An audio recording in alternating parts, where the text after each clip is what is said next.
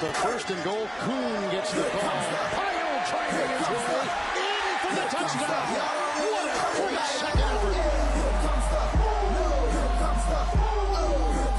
Y'all don't really want it like that. Here comes the here comes the here comes the y'all don't really want it now. E-double-L. I said so. I keep big bills up in my heart on the dirty like blood. So ain't got no twist in my head, but I'm still dreadful. Hey, everybody, and welcome to the Fantasy Fullback Dive Wednesday, Week 7 Fantasy Preview Show. Roto Street Journal, paving your way to fantasy glory, your lead blocker to fantasy championships. We feed them, we breed them. We're talking about fantasy wolves. I, of course, am the truth, Nat Jones. With me, as always, the original wolf, and probably the best one, too, the wolf of Roto Street himself. How you doing, man? Probably. Of course I'm the best one. But, yeah, I'm doing great. Hedging my bets, man. Coming off a great week 6, number 6 in the accuracy rankings for week 6, getting me into the top 20 now, making that climb back up, baby. So feeling pumped about that. We had a great little post-game tailgate show, which I can't wait to just keep ripping. It's definitely the rawest, drunkest, like maybe our least organized, but there's some good elements to that too, which I loved. So pumped to do that again. Just everything seems to be trending the right way, brother. Good to see you. Yeah, good to see you too. We talked on that post Red Zone show about who we needed to be a hero. I needed Christian Kirk to be a hero. He was a hero. Oh, yeah. The guy catches the most bullshit. They call it a pass, but it was really like a flip for a touchdown. That won the game for me. Then he had that like 85-yard touchdown catch.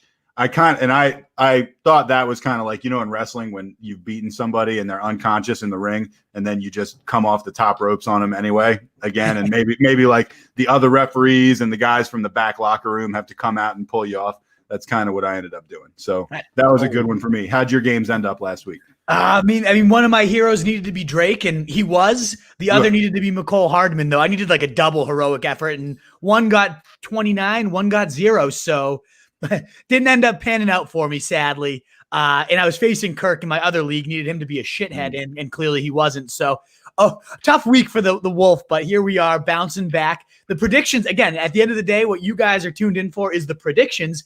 Those are all going steamingly hot right now. So we're going to keep it going. One, almost a K in DraftKings money as well. So that ended up turning out to be solid. So overall, some nice wins, some tough real life losses in fantasy, but that's why we're here. And just again, real quick, whoever's tuned in, whether you're on Facebook, YouTube, Periscope, the thumbs up button helps us get discovered. It would be huge for us. And if you're catching the Fantasy Fullback Dive, we paved that path to 2020 titles. Thanks so much for catching us there. Any reviews and subscriptions are always so appreciated. So thank you guys tuning in live. Ask your questions. We, as you know, it's about a 45-minute show till we get to them, and then we just sit here and rip them off. What was it, like an hour long last week of a mailbag? We had a ridiculous amount of questions. We sat in there and we went and we actually had to cut it off. Yeah. Which we hate doing, but at the same time, I was thrilled because it meant we had more content than we knew what to do with, and that's because you guys are engaged and you're watching, so thanks for that. Today's episode brought to you by the Roto Street Journal glossary term, plotter. Plotter. Can you define plotter for us real quick, Wolf? It's one of my favorites. It's just like a running back getting force fed and doing nothing with it. Just blump. You hear like the accordion playing behind them while they just stomp and like grass is flying up and they're looking like they're working really hard, but they're just going nowhere, like running in quicksand. Fucking plotters, like Eddie Lacy, right? The definition of an old school plotter. Trent Richardson. Oh, yeah. Great historic plotter. Love Trent Richardson as a plotter.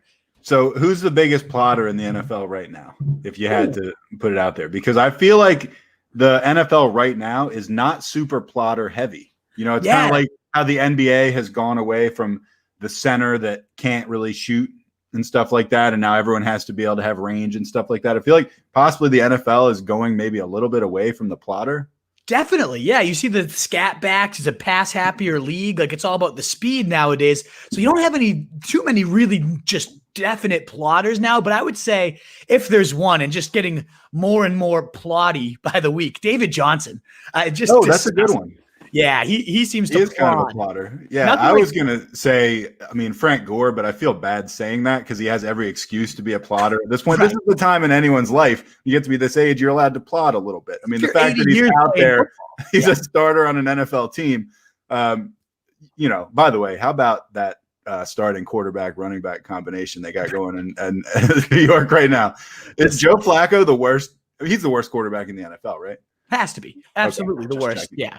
No doubt about it. And Frank Gore's probably the worst running back in the league. Yeah, but he's awesome. He's the definition of a plodder, but like you said, 80 years old, like you're allowed to fucking plod when you're that old. David Johnson, no excuse to be trading your number one alpha target hog, one of the rarest commodities to find in football, for a plodder. Just the definition of a plodder. Goes to show why Bill O'Brien got canned. It's not soon enough, but got canned as the first coach this year. And replaced with possibly somebody worse than him. Grinnell, yeah. Oh, good Lord. We're going to do that all day. One more question about plotting. Do you have to be a running back to be a plotter? I think so. It's a good question. I mean, you see a lot of like Jason Wittens who like run like plotters, but to me, it's about like the volume in addition to the motion. Like there's certainly some dad running going on with Witten and some of these ugly tight ends. Yeah, it's some slow ass, but it's about the getting the 15 to 20 carries and just doing nothing with them repeatedly. Just running into the line for a yard. Exactly. Okay. It has to be the volume plus the motion, in my opinion. Fair enough. All right. We're going to get right into segment 2. And that, of course, is our week 7 news and injuries.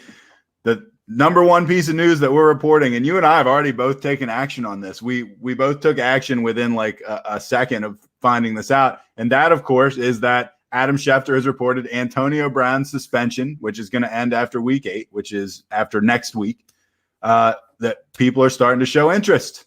Mm-hmm. What do you think? What's going on? I mean, obviously, full disclosure, I picked him up as soon as I got that text from you.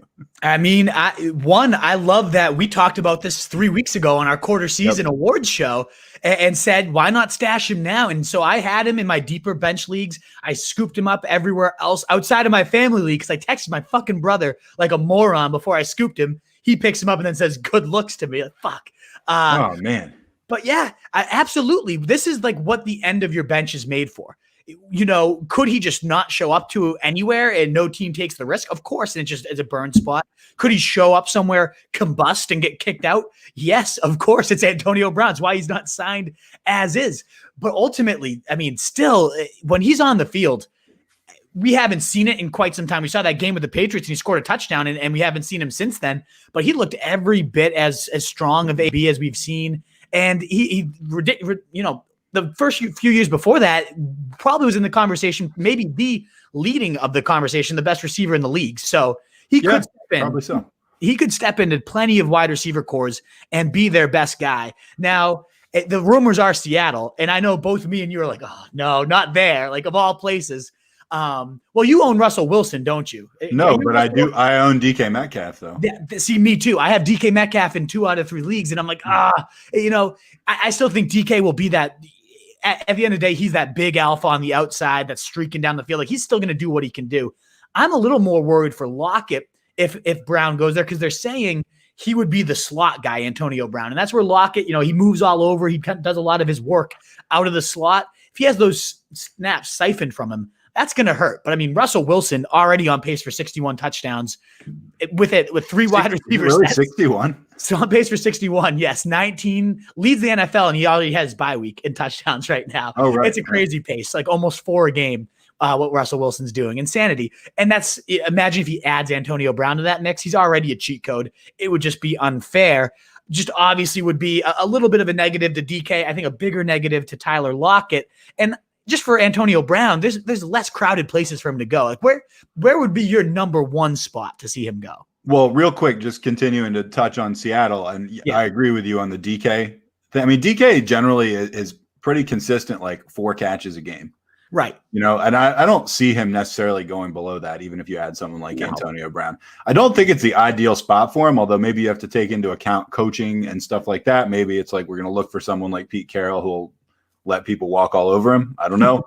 To me, the number 1 spot for him, maybe not the number 1 spot, but the first thing I thought of was Green Bay. Yeah. Which, man, that would be pretty awesome. What do you think? They're right in my top 1 or 2. We talked about that on the quarter season awards. Like that's the best spot. Devonte Adams, yes, the alpha, the number 1, but there's nothing consistent behind him. Allen Lazard was having a good year, but groin injury, who knows how he comes back. MBS clearly boom or bust option. I mean, got Aaron Rodgers. The one question is, do those egos coexist? Like, it could be the most beautiful marriage, Rodgers and Antonio Brown. I mean, the ball placement of Rodgers, the crispiness of Antonio Brown's routes. I hope that happens. That would be just fucking poetry to watch. But that would be a great spot. I actually would really like to see him go to the Cardinals. I know. Oh man. Hopkins, a similar argument, like Hopkins, the alpha, but, is Kirk, yes, he's had a couple nice games and, would be a great slot, like only guy, but still Antonio Brown would bring so much more to that team that pushes the pace so fast in year 2 of the air raid. Kyler Murray, taking great steps, obviously as a runner, has his inconsistencies as a passer, but a guy like Antonio Brown working the underneath, alongside Hopkins would be sexy. And then in terms of a sheer volume standpoint, the Eagles and the 49ers offer just like, there's not a clear-cut number one on either of those teams. And he would fill like that alpha volume target hog with decent quarterback play. There's obviously some shittier teams, the Jags being one of them that could use an alpha target hog. I also love the Lions as a number 2 for that argument of like a good quarterback, a decent number 1. But I mean, he could take Kenny Galladay's number 1 spot within a blink of the eye if he's still Antonio Brown. So yeah, that's my top 5 is Cardinals, Packers, Eagles, Lions, 49ers, rounding that out. And then the Jaguars at number 6, just because it's that spread air raid, like the Jay Gruden West Coast. Antonio Brown fits that perfectly. Those are the top 6 spots I'd have him. I would say those are all pretty good. Some of them seem really unlikely to me. At first I was like, well, he would never go there. But now, I mean, he is in mode right now, I assume, were he a sane human being, which I admit is a hypothetical. It's not a thing. We haven't seen him as a sane human being in quite a long time. He seems to be in desperation mode, as in like, I just want to get back in the league. Yeah. Like this guy got a major slice of humble pie, or maybe a whole humble pie. I mean, that's what a wide receiver in the NFL 2 years ago, he's out of the game and he's now like groveling to get back into the league. I think he could fit in a lot of these places that you said. Cardinals, that's interesting. Maybe even Larry Fitzgerald could, be a mentor of sorts. I don't know if Antonio Brown's the type that listens to people, but absolutely, he's as good a role model as you can get on a team. So any of those would be awesome. Personally, I'd hate to see him go to somewhere like Detroit and just get wasted. I mean, yeah, they just feed Adrian Peterson 30 times a week, and even though they signed Antonio Brown. But you're right. That was why we talked about him in the quarter season awards, is we hadn't heard anything about him, which no news is good news. And now the first thing we hear about him is the teams are interested. So he stayed quiet, after humble. He's like a clown show getting the fucking humble pie right to the face is more so what he did. The other team that I tossed out there and a lot of people agreeing with, and I didn't have him top 7, but then the more you think about it, Texans would be kind of intriguing because, Fuller playing a nice alpha, doing a great job of it, but how long is he going to last? There's a good chance that hamstring just pops off the next time he sneezes. And Antonio Brown could be the alpha for Deshaun Watson. That has the most upside probably in my opinion. Maybe, I don't know. I think the most upside is probably the Packers, but I think that if you're going to look at something like that, I mean, look at what we know about Antonio Brown's personality and look at what we know about how well the Texans have been run. You don't think you don't think he's just going to like go off on somebody in like the first week or two and be out on the street? I mean, he needs to go somewhere that's well run with some sort of structure in place to like keep him from just going nuts. I don't know. Also, but I mean, we say about Antonio Brown, you're big on penny stocks. Right. It's weird to say somebody like Antonio Brown is a penny stock, but he's the ultimate penny stock at this point. Absolutely. I mean, who would have thought we'd ever be putting him in that category? He cost you nothing right now, and the upside is huger than any penny stock you could get your hands on now by far. So if you got a chance, probably by the time this has come out, a bunch of people have already beaten you to the punch. But if you can pick this guy up, pick him up. Yeah, those would be that's what the end of your bench is made for, like the Wolf said. Exactly. If you're live watching right now, and you haven't gandered, get him on. Go get him on your team. Like there's very few, he's top 100 in my rest of season big board. The upside is unmatchable at this point. That's a great way to put it. So yes, go check. Let us know in the comments too. Where do you want to see him? We'll of course hit them all at the end, but excited to see what you guys think is the ideal spot for him. All right. Next up, Schefter also reported the Dolphins are going to be starting first round Tua. Sorry. First round Tagovailoa in week 8 against the Rams. They have a bye this week. Yep. Okay. Yeah. So Tua's got the job. And that's kind of exciting, right? I mean, it's sad because Ryan Fitzpatrick's awesome. Yeah. But it's kind of exciting to see Tua get out there. Absolutely. I mean, yes, it is sad for Fitzmagic was balling. He was my every week Hail Mary play because he was always 20% unowned, or 80% unowned, 20% owned. I could go to him every week. He was an easy shoe-in, and now I will no longer have that, sadly.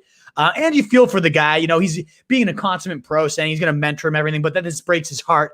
It's, you know, what if this is my last time starting on an NFL field and I didn't really know it? I had to sit in a meeting with the guy who fired me, and then 10 minutes later, sitting in a 4-hour meeting with the guy who took my job. And unlike any other job, I'm still there. I'm stuck there. And so he's pretty upset.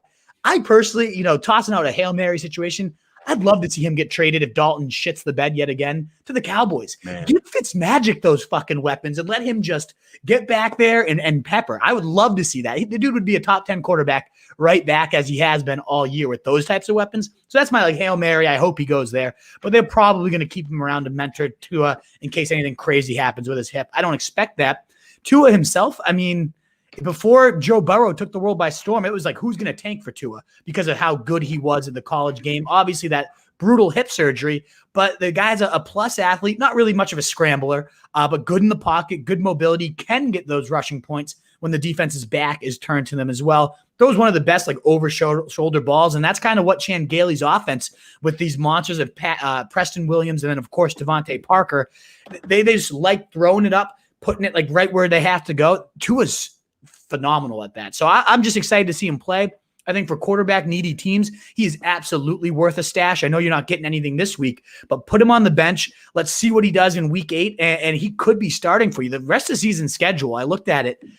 It's like 5 of the last like 8 or 7 matchups are green, like, you know, top 7. The dude could go crazy down the stretch here. We've seen rookies all over the place, receivers and quarterbacks, Herbert, Burrow, like it hasn't mattered this year if they're a rookie. I think he could just jump right in and give you a nice, you know, what Ryan Fitzmagic was doing. Maybe won't take quite as many shots. Are you worried for like, I try to think of guys like Devontae Parker, right, who just like relied on the sheer volume from Ryan Fitzmagic. I wonder if we're going to get those types of just like, I'm going to force feed you no matter what happens from Tua. He seems like a smarter guy than that. So a little worried for some of his, you know, the people attached to him. What do you think? I have no idea. I really think that this is a very odd choice. Like, I get it. I mean, and, you know, Fitzpatrick's been cool about it, and I know the fans want to see him and everything. The Dolphins have been doing okay this year, and Fitzpatrick has been doing quite well, and he got into the game because Fitzpatrick was up so much right in the game that he was in. I think they were up like 26-0 or something like that, and they brought him in. He was fine. He didn't do anything. And then and now they're saying, okay, we're going with Tua. It just seems strange to me. I'm not saying I don't get it. It just seems weird to me. I probably wouldn't have done it now if I were them. And I'm not even trying to like ride the fence here. I have no idea what to expect. I don't have any idea how this is going to affect any of these guys. Like, there's such a wide range of how this guy could do. Yeah. He could be okay. He could be amazing. He could be terrible. He could get hurt in the first game. I don't know. I have no idea. I can tell you this. The Dolphins' next game for me is much like watch TV. I'm definitely going to be watching. Exactly. And the wide range is very true, but the ceiling is quite high, which makes him, to me, a must-add for, again, any quarterback-needy team. To me, it seems something like, as you said, it doesn't really make sense given that they were second in division, 500 with Fitz playing decent ball. To me, that suggests Tua must be really impressing in practice. Like, he must have, and it also suggests they probably had this in mind. Like, when we hit the bye, if Tua's looking good, we're going to him. Because I do get the sense of, like, what else do you have to gain from the season as a Dolphins? You have to get your quarterback experience. It's the most valuable thing, assuming that he is ready. He must be ready if they're just willing to hand the reins over from a guy, Fitzmagic, playing quite well. To me, it suggests he's ready. He's looked good. And if that's the case, I want him on my fantasy roster, and let's see what happens. I certainly want him on my fantasy roster because, again, kind of like Antonio Brown, like this is a nice lottery ticket here. You could really end up scoring. When you said, I don't know what else there is to gain from the year, I mean, you could go to the playoffs. I mean, they're a legit. I mean, I don't know. There seems to me like this was not a washed year for them. Right. Hopefully this won't make it that. But anyway, I'm looking forward to it. I'm intrigued by it. We'll see what happens. I hope Fitzpatrick lands on his feet somewhere. That'd be awesome if they traded him. Let's talk injuries. Miles Sanders who I've never really liked. Knee injury. He's been ruled out for week 7 against the Giants. Yep. And that means Boston Scott ready for featured work. They really have no one else behind him. That led to just about nothing in week 1.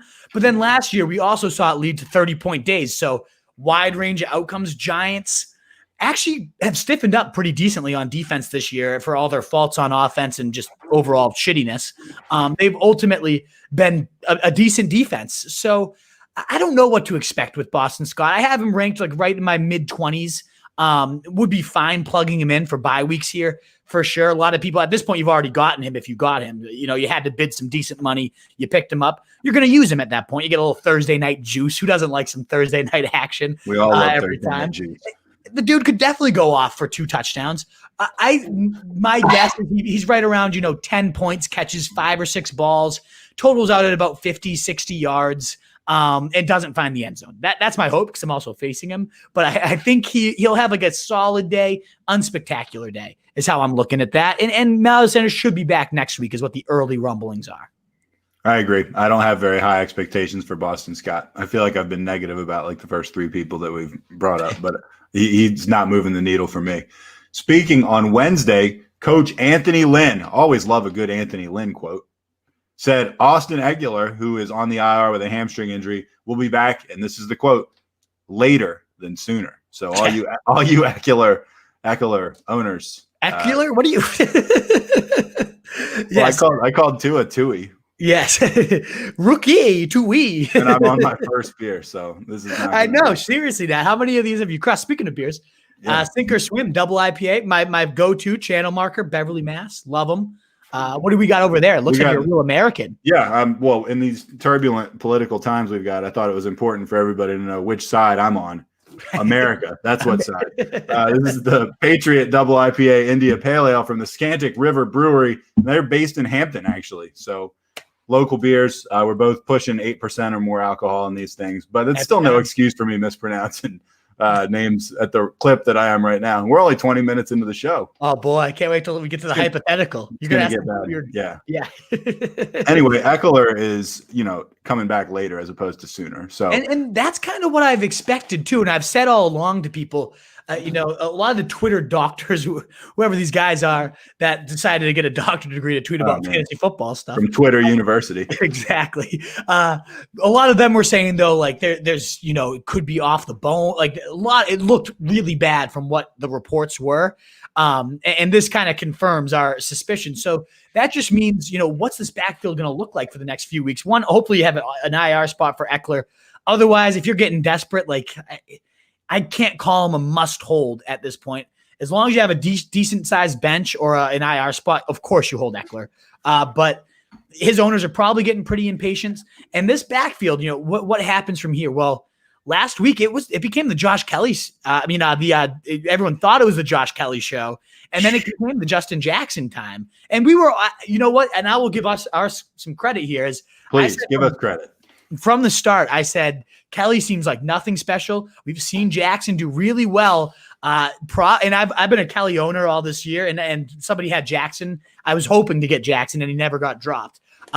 He ultimately had 20 touches to 12 for Kelly and just looked a whole hell of a lot better, playing 59% of the snaps to 35% of the snaps in that contest. And yes, the game flow, that shootout against the Saints on Monday Night Football, yes, that favors the more pass catching back, which is Jackson. But Jackson also just performed so much better. And that defense, giving up the 3rd most points to quarterbacks, just getting bombed weekly, the Chargers, because of how many injuries they have. I think they're going to find themselves in the scripts where they need their pass catching back more than their runner in terms of Josh Kelly. So give me Justin Jackson bumping up more and more rest of season wise. Josh Kelly, in a matchup like this week against the Jags, probably a decent bet to find the end zone. So could he get in lineups? Okay. But ultimately, I'm not considering Kelly a must hold anymore, whereas Jackson's the guy I'm really trying to get out and go for it. And he's still out there in about 60% of leagues. By the end of today, I think it's gotten up to like 50%, but still, half of leagues, he should be owned in every league at this point. Yeah, he's projected to score, I think, 14 PPR points. That's not nothing. I picked him up off waivers. I got him as soon as this happened. I think I spent $19 on him, something like that, which is a decent chunk. But I mean, I needed running back depth desperately. And so I was like, all right, I got him. Eckler's going to be out later as opposed to sooner. So why not get this guy, give myself a chance? Now I got to decide between starting him and McKinnon, which seem like very similar to me, like as far as like, and I don't know who to go with. I'm going to ask you that during the mailbag. So let that ruminate for a little while. I would say, that's a good question. I'd probably go McKinnon, but it is certainly riskier after he got out carried by JaMychal Hasty last week. We'll talk about him later. Christ. Yeah. Right. But ultimately with Heckler, the last thing I'll say about him is if you're like 4-2 right now, 5-1, or God forbid you're 6-0, God bless you. Good job. You must be listening to this podcast if so. Yep. But ultimately, if you're in a great spot where you can absorb his, next 5, 6, however long it's going to be absence, you can toss like a bench trash receiver or like a running back, McKinnon, for example, right? Like a guy that's going to get you a couple points these next few weeks, but ultimately isn't that much of a valuable hold. Then do it for Heckler because you might get this guy. You should get this guy come weeks 11, 12, 13. And yes, they're going to ease him in, but by your playoffs, if he's been eased in and is ready to go, schedule's not bad. And you get Austin Heckler. I mean, a low-end RB1, ultimate RB2 that you'll be buying for a bench player. Like, go for it if his owner is desperate right now and just needs like a plug-in starter and you can get away with like an RB4 or a wide receiver 3. Go for it, is my opinion. All right, next up, Raiders placed right tackle Trent Brown on the reserve/COVID list. You got to explain to me why we're talking about a tackle. I mean, is it because it's COVID or what? More so because of COVID, because they sent home all their linemen. Trent Brown also, if you look his picture up in Roto World, looks like an angry like 8th grader after getting detention. It does not look like a 370-pound man in the NFL.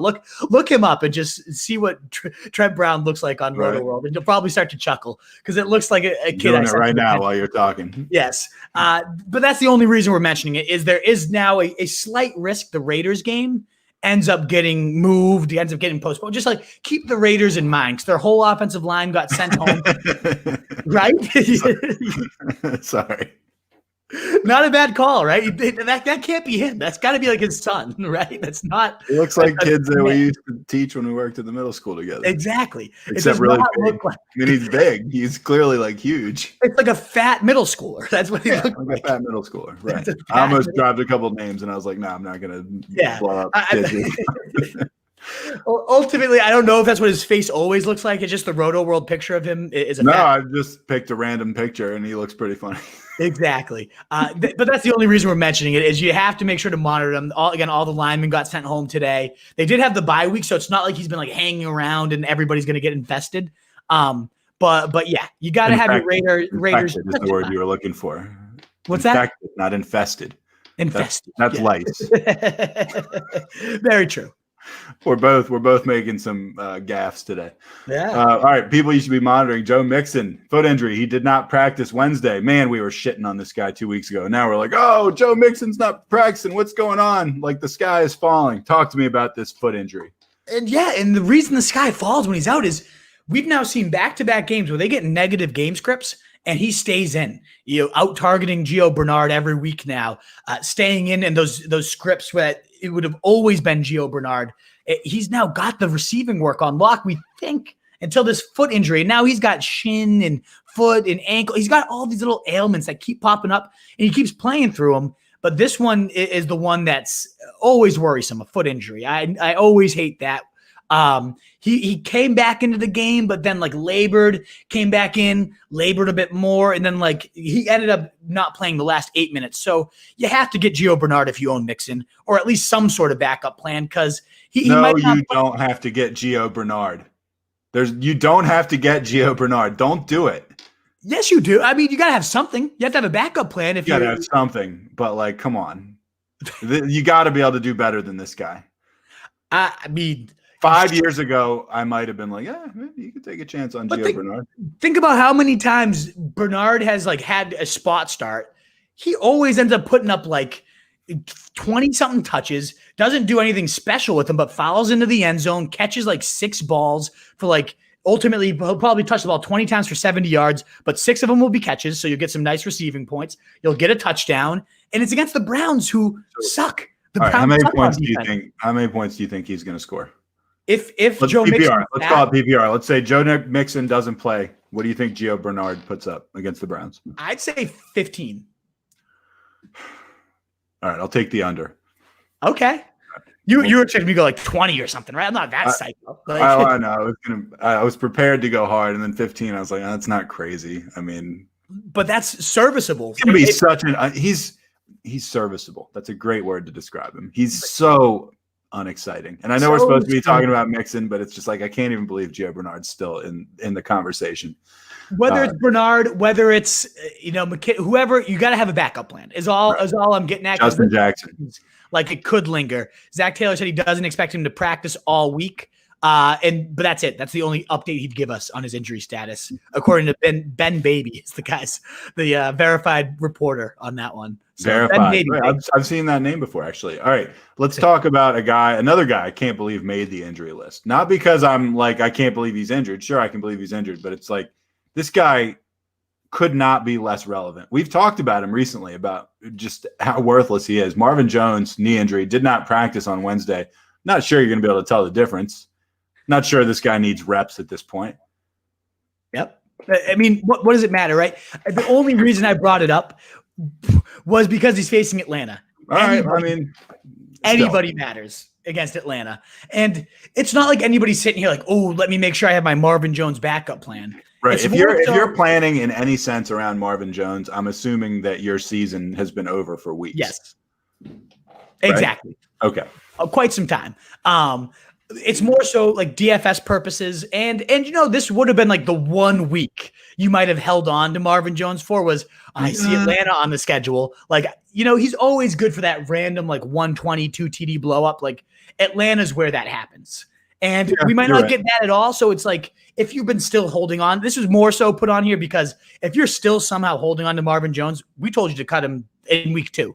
If you're still somehow holding on to Marvin Jones because you were waiting for Atlanta and you're not even going to get that, then you better hate cut the motherfucking shit out of this guy ASAP. I mean, it's more so for Galladay's sake. Like if he's the only option to throw 2 out wide, he might put up like 700 points. I think your banner is wrong. You've got time to drop ? It should be time to drop ! I can let me fix that for you. You need to get that. You don't want to confuse the people. Marvin Jones, not really much to say about him beyond we don't want to pile on. But I mean, against the Falcons last week, isn't that where? There you go. That's better. Isn't that what Justin Jefferson wasn't he going against the Falcons last week? Oh yeah. Yeah, yep. and I mean Thielen had a nothing game, and I still think he put up like 20, or more. So yeah, I mean your point is a good point. It's always one of those things when one of these guys that we just think is completely worthless comes up against a defense that's literally begging for you to score on them. Yeah, what's going to happen? Well, I don't know, but I can tell you that Marvin Jones is not going to be a part of that equation either way. Speaking on Wednesday, Coach Andy the Walrus Reed said he was not sure if Le'Veon Bell will even be active for Week 7 against the Broncos. A lot of craziness. I remember on the RSJ group text, a lot of people, wanting to stick their heads in the oven as soon as Le'Veon Bell, a lot of CEH owners, once Le'Veon Bell got signed by the Chiefs. Right now, it's been a lot of, yelling and screaming, not much going on. What do you think? Is this overblown? Absolutely. And this I put it on here, 1, because he might not play, which obviously helps CEH this week. But 2, I wanted to talk about this on the pod is what is Clyde Edwards-Hilaire's value moving forward, assuming Le'Veon Bell does play? I think it's been extremely overblown. Yes, Le'Veon is a great pass catcher, had some great years with Pittsburgh, largely fueled by volume, but has some talent. Yes, not going to go discount him, but I still think, and it was confirmed on Monday night with Jay Glazer saying he just got signed to give this guy a breather every now and again, to take off a little bit of the grind, the wear and tear. To me, he's like a souped-up Darrell Williams. We've seen Darrell Williams mixing in for about 30 to 40. Yeah, great. What a compliment, by the way. Souped-up Darrell Williams. Like, yeah, that's what I want to be. But he'll see that type of work. Like the 35% of the snaps, 40% of the snaps Darrell was seeing. That's why Darrell's just gone out of the picture. Maybe some of the goal line work to get the grind off, but Hilaire's not been scoring touchdowns anyways. In fact, it's like a weekly tradition. He has a touchdown called back, which is the most frustrating weekly tradition of all time. He's literally had 3 in 5 games called back on this guy. Ridiculous. But that's not why you're starting him anyways. Hilaire is still going to be the 60% engine here. We saw on Monday night emphatically, the dude has great vision, great receiver, like all the things we love about him. The racking up 20 points without touchdowns. Like he might score a long one every now and again, and sure, Le'Veon caps that ceiling. But if your league is still... Your sound just went out, Wolf. All right, the Wolf sound just went out. I'm going to put something out here right now. My prediction right now for CEH owners, when people are saying, what's his production going to be going forward? Here's my hot take. It's going to be unchanged. Yeah, like, I think he's going to put up the same basic numbers that he put up before. And there's even a small chance that his numbers may go up, not because they have Le'Veon Bell, but just because, like, when we talk about expected fantasy points, he's one of the lowest performers in the league as far as what we think he should be scoring.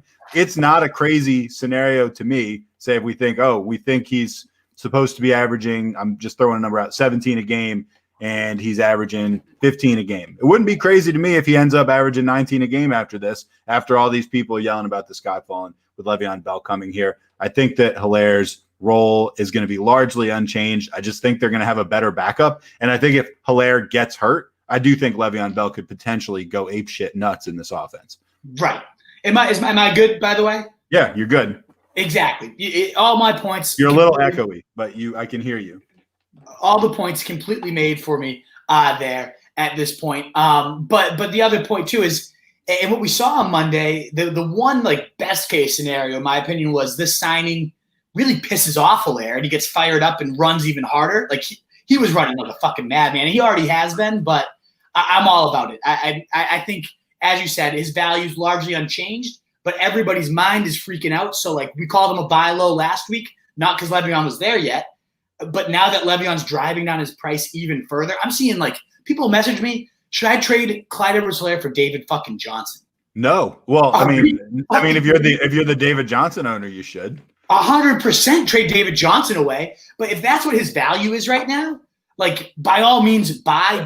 Jump on him. Seriously, that's great advice if you're looking for somebody. And this was true before Le'Veon got here. And the Le'Veon thing might be the thing that pushes people over the edge. Oh, this guy's an underachiever. He hasn't done what he's supposed to do. I'm telling you, he's the starting running back in the Chiefs offense, and he's pretty fucking good. I mean, I watched him last week. I was impressed with his burst and finding holes and stuff. He's a good player. He's going to come around. Yeah. Johnny Smith, and if you have a reverb thing on your mic that you can mess with, you are echoey. But like I said, I can hear you. We can pull off the rest of the pod like this. It's not a panic. Johnny Smith, he's got an ankle injury. He's a guy that's been kicked around a lot in my league. A lot of people talking about him. The guy who has him is pissed because people aren't making bigger offers for him. He thinks that he should be like a very coveted piece that people should be trying to get. The offers have not been coming in. I want to talk a little bit about the position of tight end in general with you at some point because it's weird as shit. But anyway, with his ankle, he's limited in Wednesday's practice, was forced out of the game in week 6. And now it's a little bit unclear if he's going to be back or if that guy that had the huge game, was it Fursker? Was that his name? Did I just mispronounce another name or was that actually his name? You got that right. Yes. Yeah. You sound better now, by the way. Hell yeah. No, good. Anyway, so I mean, it's a question. I don't know if he's coming back. Tell me what you think about him, and then I want to ask you a question about tight ends in general. Yeah, I mean, Jonnu, the number 2 tight end coming into last week, and still has 5 touchdowns in 5 games played. He's been a stud. So if he plays, he's in your lineup no matter what. Tough matchup against the Pittsburgh Steelers, of course. And if he doesn't play, I do think Fursker does warrant some genuine streaming consideration. He's only 1-2% owned right now. Blew up for the most tight end points in the freaking league last week. So the dude can definitely get it done. This offense is so creative in the way they use every position, including tight end screens, deep down the seams. Then it's just amazing what they do with all their positions, including the tight end. And Fursker was right up to the task. An easier matchup against the Texans, no doubt. But still, he can get it done in replacement of Jonnu. But if Jonnu's in your lineup, if he's playing, he's in. It seems like it's good to go because this looked like it was going to be a multi-week injury. And the fact that he's even practicing, to me, tells you he's probably going to play. So, yeah, I like Jonnu Smith. He's got to be in your lineup. And if not, I think Fursker's got to be in lineups too. All right, let's jump to Dallas Goddard, who I've added to the agenda last, and then I'll ask you my tight end question. Goddard is on the IR. Obviously, in this season, I think the IR is like you can do it and only keep someone out for 3 weeks, which is obviously a big change from past seasons. He has not yet been taken off the IR, but there's a lot of people saying if he comes off, he's a great option. It looks to me like he's probably not going to play this week. Yeah. When he does come back, do you like him? I mean, Ertz is out. Do you like him as an option at tight end? Oh, I love him. I mean, top 10 in my rest of season rankings. With Ertz now probably sidelined through week 11 at least. That's going to give Goddard the lone tight end job for at least 4 weeks, assuming he comes back next week. He's eligible to come off this week. As you said, short week, Thursday Night Football, probably won't be playing. It's tomorrow. But yeah, exactly. Yeah, tomorrow. I doubt we see him this week, but very good chance we will see him the next week after that. And this is kind of they didn't extend Ertz for a reason, and that was because of Goddard. This is his chance to show, yes, I am the future. I am the guy. In an offense that very historically, Ertz, without notwithstanding this year, they have peppered tight ends religiously in this Eagles offense under Peterson, originally Frank Reich as well. That's the motto of this game. So, yes, I absolutely am into Goddard, a great blocker, 3-down guy that also can bust seams, a great athlete, big body in the red zone. I mean, every time he gets the work, I feel like Goddard shows up. And now he's definitely going to get the work because Ertz is out, and this is his time to shine. So I love Goddard rest of season. I'm very excited to see what he does. I've seen him get dropped in a few spaces. He's only 44% owned right now. He was my guy this week when I woke up this morning that I was like, where's Goddard? Where's Goddard? And I went everywhere trying to find him. All about it. I wonder if our rosters are really similar. I also picked Goddard up. Yeah. Whenever doing this podcast together, if we end up just kind of taking the same advice, and if we were in the same league together, which we're not this year, we'd have some real problems. Definitely. All right. Here's my tight end question before we get to Deante Johnson.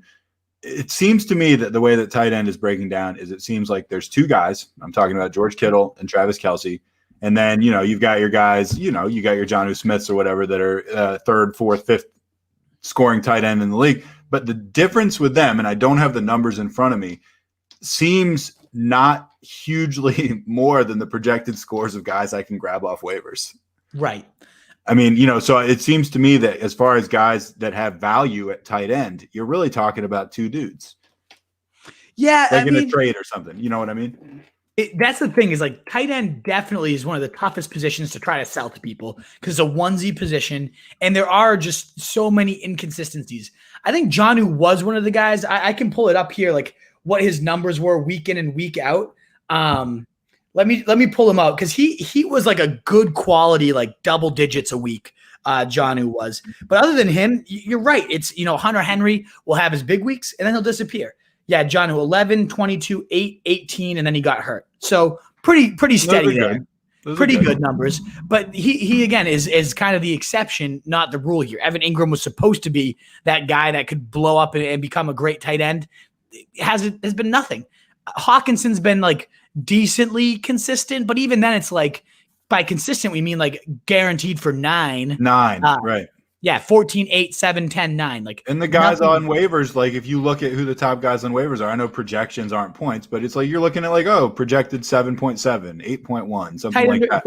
A touchdown or bust, right. The only other guy, though, that is above that, in my opinion, would be Darren Waller. He's like he's one of the only guys that's like actually the number 1 of his passing game alongside Kittle and Kelce, like right up there, too. Waller's a consistent, you're getting 12, 16, 7 targets so far, 8 targets. The low is 4. That's the Patriots took him out of the game when he was injured. But Waller's a guy that, if I can get Waller, I want to trade for him. Jonnu was a guy, if I could get him, I would want to trade for him. Otherwise, it's Noah Fant looked good, but then got hurt. Austin Hooper, no. Jared Cook, touchdown or bust. I'm with you. It's a position, it looked like it was heading the right way. And now with all these injuries, it's not back to its usual self. Kelce, Kittle, now Waller, and then, you might as well get someone off the waivers. Right. That's kind of where I'm at. Deante Johnson, back injury, is practicing in full for week 7 against the Titans. Do we care? Yeah, because I think it's Claypool's job. I think Claypool's the number 1. But before he went out, Deante Johnson was seeing more targets than Juju Smith-Schuster, around 30% target share. And he's got that rapport with Big Ben that's tough to break. So to me, this is Claypool's number one job. And then Deante and Juju are kind of vying for targets behind him. And I think Deante might beat out Juju. I was down on Juju coming into the year, and I've only gone more and more down on the guy. I think Juju sucks at this point, honestly. He was a nominee for Dud of the Week in our post-game Red Zone show. 100% and deserved it. And he deserved it. 2 receptions, absolutely. 6 yards. Yep, absolutely. Only got 6 more yards than we did. Yep. And the Titans, too, this week are a good matchup for Deante Johnson as well. You're dangerous. They give up a ton to slot receivers and just receivers in general. And I think that game, Battle of the Unbeaten Teams has a nice script writing for it, passing heavy script. I like Deante Johnson this week if he comes back, and it's looking like he's gonna. I think he should be a nice wide receiver 3 in most lineups. All right, let's move on to segment number 3, trading tips of the week. Overall tip, you're trying to keep your emotion, both to players and league mates, out of it. Can I just make a comment about that? Sure. Easier said than done. Yeah, exactly. Especially in relation to your league mates, like who you fucking hate. Yeah, these aren't just like online guys that you've never met. And you're like, oh, screw you, Kenyon Drake 642 or whatever the hell your username is. Like, these are people I've known my whole life. And although I love them on some level, I also hate them on a much more deep personal level. Exactly. And it's like you want to keep it in check, but then we bring up this guy. And this is kind of the whole trading segment is centered around the one guy I'm getting more and more questions about. Do I sell, or was this the rebound of Kenyon Drake? And this is where emotions, you want to kind of listen to them, and then you want to keep them out at the same time. And that's what I mean by this is the first 5 weeks, you would have taken a hammer and bludgeoned Kenyon Drake to, the way he was treating your fantasy team. Sure. You've been offering to trade him for, I forget, you've used a different unappealing thing every week since we've done this show. Chewed Up Peanuts is the one I can remember, but there's been others. And so you kind of have to remember feeling that way. Like you want to keep your emotions in check, but then you want to remember, because on Monday night, if you used him, you probably like, okay, I fucking love this guy. He gave me a 60-yard touchdown run and swung me my game. I know plenty of people who've written to be like, my game was decided, either won or lost on that play. And you see the 28 whatever points next to his name, and it's like, oh shit. Like, okay, maybe Drake's back. But I don't want you to forget those first 5 weeks and how you felt and what you want to do, and how I felt as an owner. I still own him. I'd be selling as fast as I could. This was not a sign of a Kenyon Drake revival, in my opinion. He still saw no receiving game work. He still was getting shoved up the asses of his interior linemen.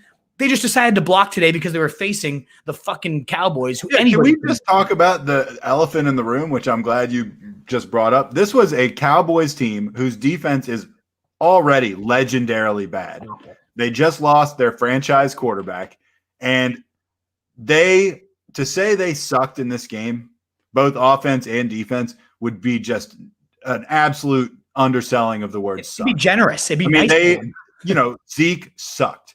Dalton sucked. Although I'm going to say something. I rarely defend Andy Dalton. I remember one time 4 years ago in a podcast that you and I were doing, I said I watched a game that Andy Dalton was the quarterback in, and I kind of thought that he was playing the way that someone would play if I all of a sudden jumped into their body, having never been an NFL quarterback, and all of a sudden was facing a pass rush and had to throw balls. I was like, that's what Andy Dalton looked like.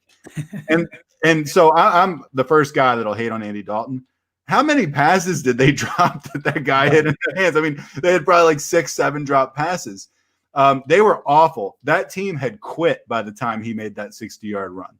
Yep. Like they stacked the box, and I was like, as they were handing it off, I was like, oh, he's going to run for a touchdown if he just gets by this one guy. And he did. There was just nobody there. Let's not get too excited about running a 60-yard touchdown in against one of the worst defenses I've ever seen in my life on a week that they were specifically phoning it in, even for as bad as they were. Exactly. Good for you getting the points for Drake, but I'm selling too. Can I give you some guys and ask you if you would trade them for Drake right now? Absolutely. Straight up? Yep. All right, I'm going to give you 5 running backs, then I'm going to give you 5 receivers. Would you trade Drake for Miles Sanders? I'd rather have Sanders. Okay. Would you trade Drake for Myles Gaskin? Ooh. The ceilings with Drake, like if this wasn't a mirage, because I'll give him this. The dude ran hard. Like he ran harder than he's run all year. He's playing like a man who has his job on the line for the first time. And I'm happy. And he does because he does. He deserves to have it on the line. So I have that one lingering hope. But Gaskin, the fact that Bell didn't go there and he's looked good and what Tua sparks his offense, give me Gaskin. All right. Interesting. Would you trade Drake for Todd Gurley? No. I'd rather sit it out with Drake. I wouldn't either. I wanted to say yes, but I was like, nah, I can't do that. Trade Drake for Darrell Henderson? No.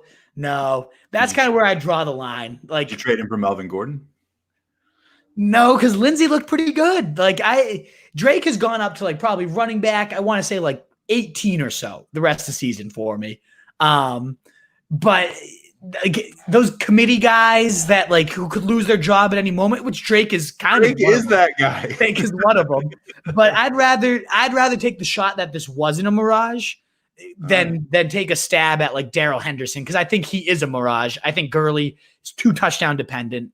But I've seen like, would you rather have Clyde Edwards-Helaire or Drake? I'm like, give me Clyde all fucking day. Like, how's that a question? Of course. Yeah. I would throw in a lot to sweeten the deal. Yeah. All right. What about some receivers? Would you rather have Drake than Tyler Boyd? I'd rather have Drake just because I think T. Higgins is the real fucking deal and might take that one job. Would you rather have Drake than Chase Claypool?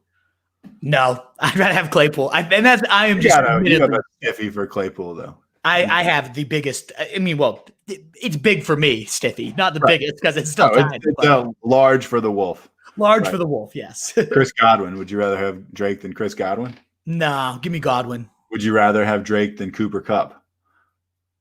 Ooh, yeah.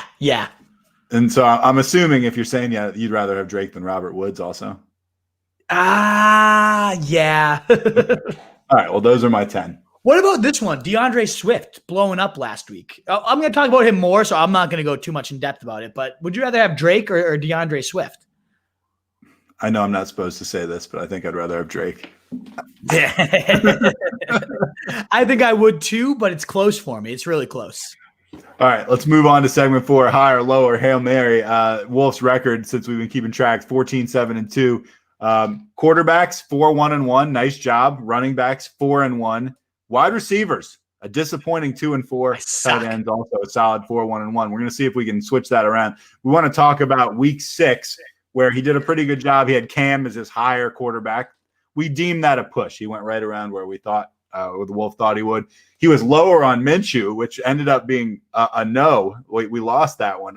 It's hard to believe. He ran in for that. All my comments on Minshew were like, man, this guy sucks. He looked like he was headed for like a QB 27 day, and he ran one in. Kind of like Cam. Cam looked like he was horrible, and then he ran one in and saved me. So, You know what? I won some, I lose some. All right. Well, your Hail Mary was Fitz, which is just pretty much a guaranteed win, which you did. Running backs, you were higher on Gaskin. That was right. He ended up being 11 higher in the rankings.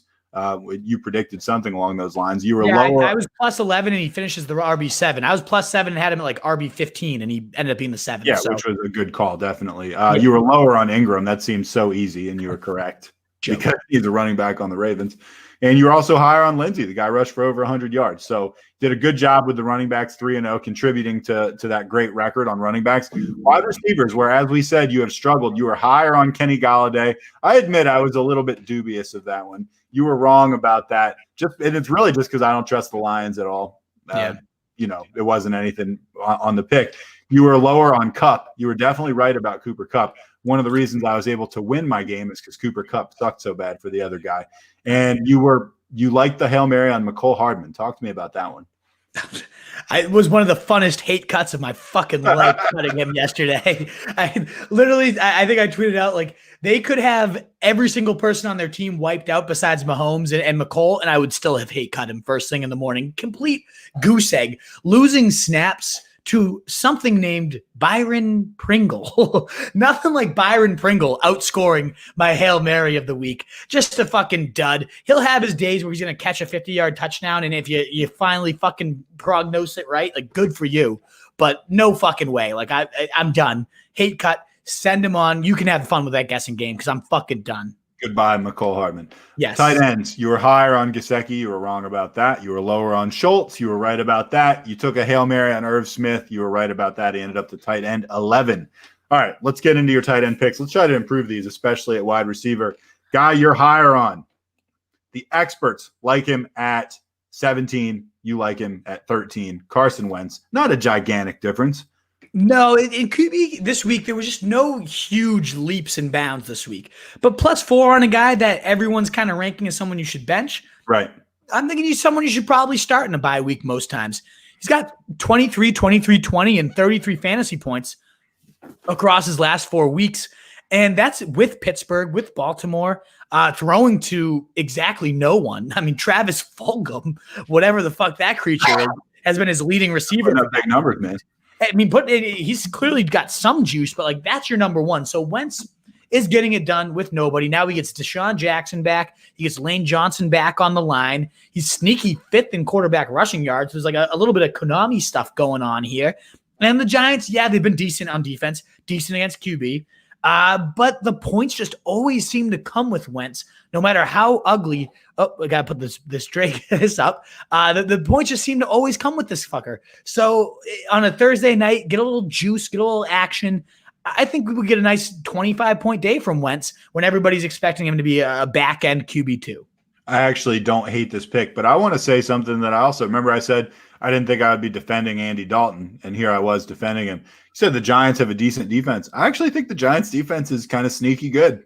Yeah. I wouldn't be utterly shocked if they end up do I want to say the Giants are going to beat the Eagles? That would be crazy. Let's hear it. Say it. I'm going to say it's like a coin flip, 50-50. Hey, all right, let's go. I mean, yeah. But anyway, I still think your pick's a good pick. Lower guy you're lower on, and this has been a more and more common thing lately. Drew Brees, you got him as your quarterback 18.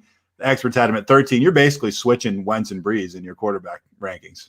100%. And I don't see why not. Yeah, I get Michael Thomas back. Great. Of course, getting your huge alpha number one back obviously is going to help you.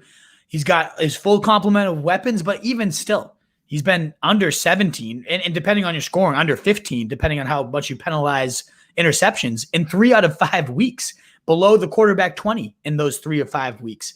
Carolina is the 4th hardest matchup for quarterbacks. I don't know why. I don't know how that defense is as good as it is, but they've been a surprisingly good pass defense despite having no secondary. Matt Rule's clearly doing something right with that pass D. And they're so susceptible to the run as well. So you get, Latavius Murray, obviously Alvin Kamara. To me, it seems like it's going to be one of those days where those guys combine for like 3 to 4 touchdowns on the ground, and Brees gives you a meager 15 points. A touchdown or something. Like, yeah, exactly. 240 yards and a touchdown.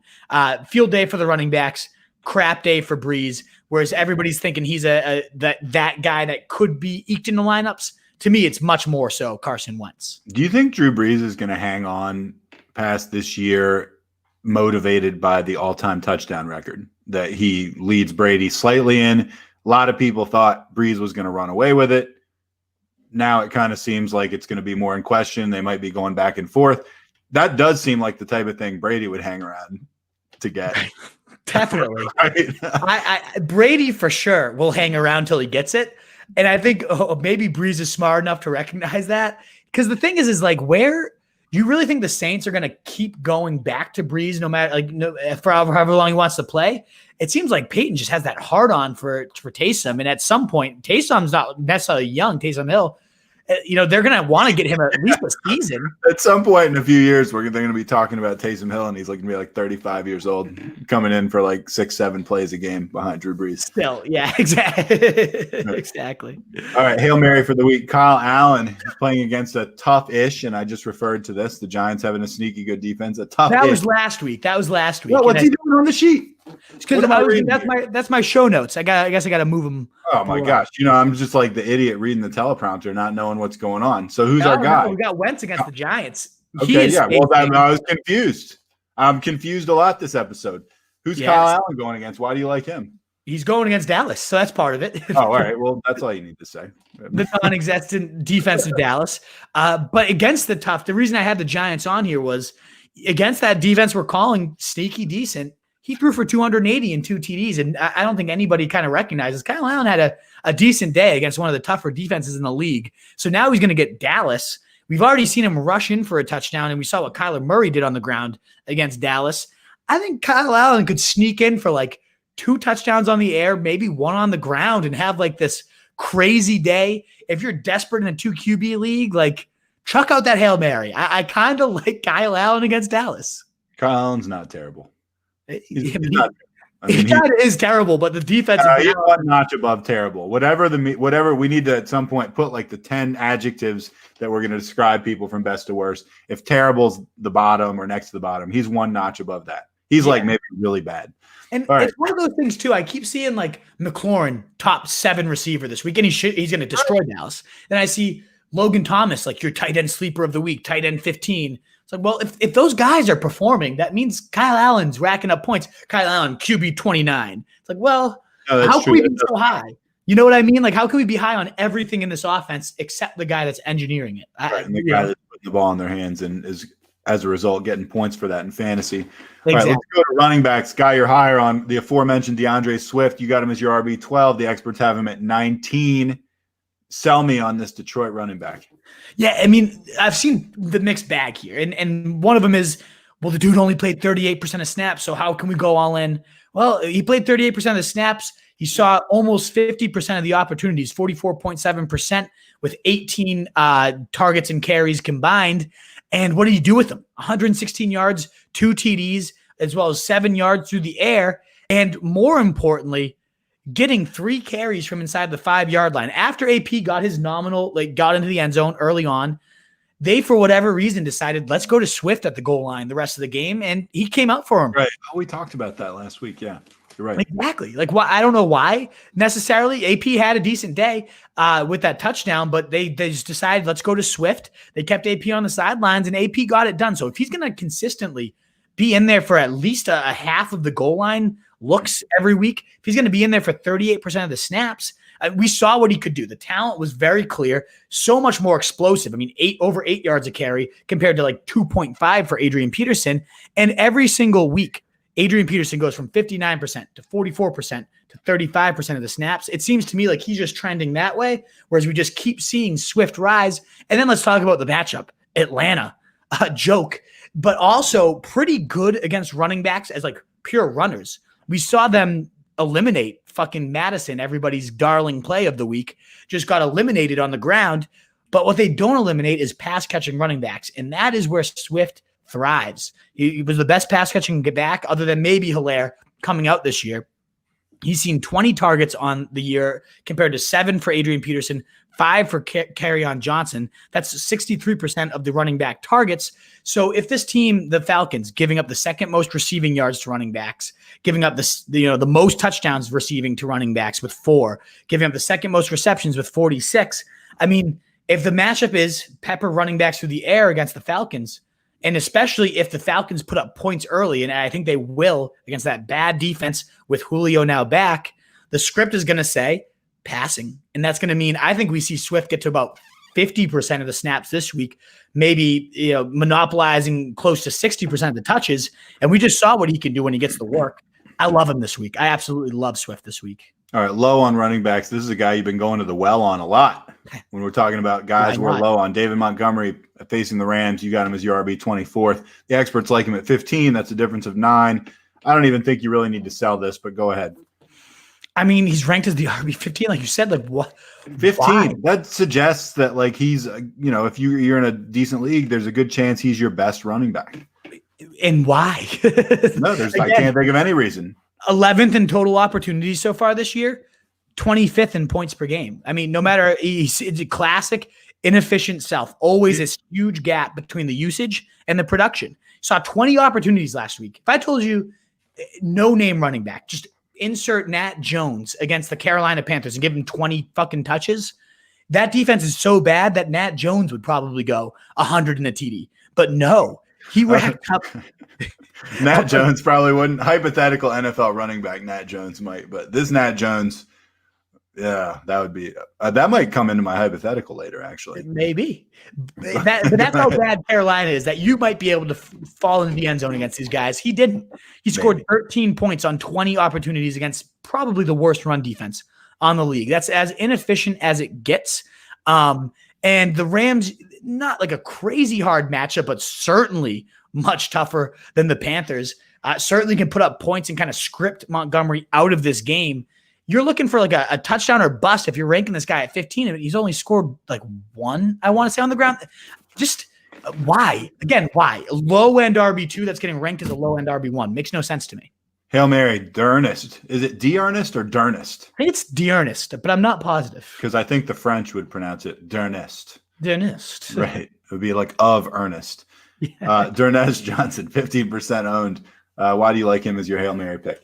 I mean, against Hail Mary for sure. I mean, it's a Hail Mary right there. And he certainly is underwhelmed because when Chubb left that Cowboys game, D'Ernest led the team in carries with 13 and yards at 95. So it's like, okay, maybe we got ourselves a nice little like 1A, 1B with Kareem Hunt. No, he's been nothing. But the Bengals, they've had a brutal Browns schedule with Pittsburgh, Baltimore, like a tough run D schedule. Now he gets that get right spot. 5th most rushing yards per game allowed by the Bengals. Last time the Browns faced these guys in week 2, they racked up 210 yards and 3 rushing touchdowns on 32 attempts. So if we get a similar script, and I don't see why we wouldn't, that means we'll probably could peg D'Ernest for about 10 carries. And against the Bengals, you don't need a whole lot more to hit 50, 60 yards to maybe fall your ass into the end zone. So for a Hail Mary, everyone's been dropping this guy because he's done jack shit since jumping out. Why not give him a toss into the flex if you're desperate at running back? All right, wide receivers and the picks here. There's a high stakes here because we've seen that your failings have been coming at the wide receiver position when we come into this higher, lower Hail Mary game. Wide receiver, one that you are up on more so than the experts, and you're up actually a lot more on this guy than the experts are. Rare to see someone going to a representative of the New York Jets, but you're doing it. Jamison Crowder, you got him as your wide receiver 17. Experts have him at 30. So they got him going up. By the way, as a related note, big bidding war for the Bills this week, whose defense is going against the Jets in my hometown league. I bid on them, did not get them. I was outbid substantially. A lot of people wanted them. Yeah. Sell me on this Jets receiver. They absolutely should want them because the Bills, they're not anything special on defense, but the Jets are just that bad. And I think that's why everyone's overlooking the fact that Crowder's been straight up balling all year. Yes, dud last week. He didn't do anything special. But entering last week, he led the league in receiving yards per game, more than Hopkins, more than Adams, more than anybody. He had 111 yards per game entering last week. He had 7 catches and 100 yards in every game entering last week. And what was the difference with last week? Well, Joe fucking Flacco was his quarterback. But now we have Darnold back at practice, the dude that just absolutely loves Crowder beyond all belief. We get a Jets team, a Buffalo team that's been very susceptible specifically to slot receivers. And this is a team that Crowder himself roasted for 115 and a TD in week 1. I wouldn't be shocked to see him do it again. And to be ranked as the wide receiver 30, like a afterthought, makes no sense to me. The disrespect to Crowder. Yes, disrespect the Jets. Hate their ugliness. But there's one thing Gase does well. It's pepper his slots. Even in the losing awful effort of him last week, he still saw 13 fucking targets. Like, he's going to get used, and I think he's going to produce this week. Are the Jets one of the worst teams you've ever seen? Oh, yeah. Yeah. Me too. I mean, I've been watching football for a really long time, so I don't want to, even though I love hyperbole, I don't want to go out on a limb that much and say they're the worst team I've ever seen, but they got to be one of the worst teams I've ever seen. You think they're going to win a game? I mean, people usually do, but if you said to me, hey man, the Jets are going to be 0-16, I'd be like, yeah, that makes perfect sense to me. Their over under on the year, I think, was 4.5. Oh, God, why didn't I jump on that? Oh yeah. I smashed that one. I don't do much betting, but that was one that was like, lock. I mean, we had a battle in our fantasy league this past week between 0-5 teams, and it was just like a real slap fest. And the team that lost was the team that I thought was the worst team, and they're 0-6 now. And now I'm just looking at him and being like, this guy's not going to win a game. Do you have a penalty for teams that just don't win a game? We have a tattoo on the line if you don't win a single game. No, we should. We're not that progressive. We should. Yeah, this guy wouldn't do it anyway. It's a special. I mean, I've had some awful teams. I had Tom Brady, and this is back when I didn't really know how to play fantasy. I had Brady The one year I've ever owned him was the year that in the first quarter of that game against the Chiefs, he like broke his leg or his knee or whatever. And I think I went 3-10 that year. Yeah. And it was awful. But even then I won 3 games and I came close to winning a bunch of other ones. I went 13 special. It's very bad. Yeah, exactly. What's the worst record you've ever had in a fantasy season? My worst finish ever is 7th place. So actually not that bad. And I think I want to say I was like, I had like 6 wins on the year, maybe 5. For like a sub 500 team, maybe by sub like 500. And I think that's only happened to me once this year with losing Christian McCaffrey in an auction after going all in to get him. I'm 2-4 right now, and it is unfamiliar, dark. Haven't slept in about 7 straight weeks. Like I went 2-0 with McCaffrey. Haven't won a game since, and it's been bad. How many teams do you have going this year? Only 3. I cut it down. I really cut it down. And we I only have 1 team this year. What are your records in those leagues? 4-2. I want to say 500 or 4, whatever it would be. 3-3, and then 2-4. So not my best year by any means. Because again, Saquon, C-Mac. Like I was at the top of every draft, of course. The one year I get it is the one year both of them get knocked out. I know you're probably so happy when you got those guys on draft day. I was like, what? This is the one year I get an early pick? I never get this. Yeah. Here we go. That's why. I got 1 team and I'm 5-1. I'm very happy. Rub it in, you fucking asshole. I'm going to, but a lot can change in the second half of the year.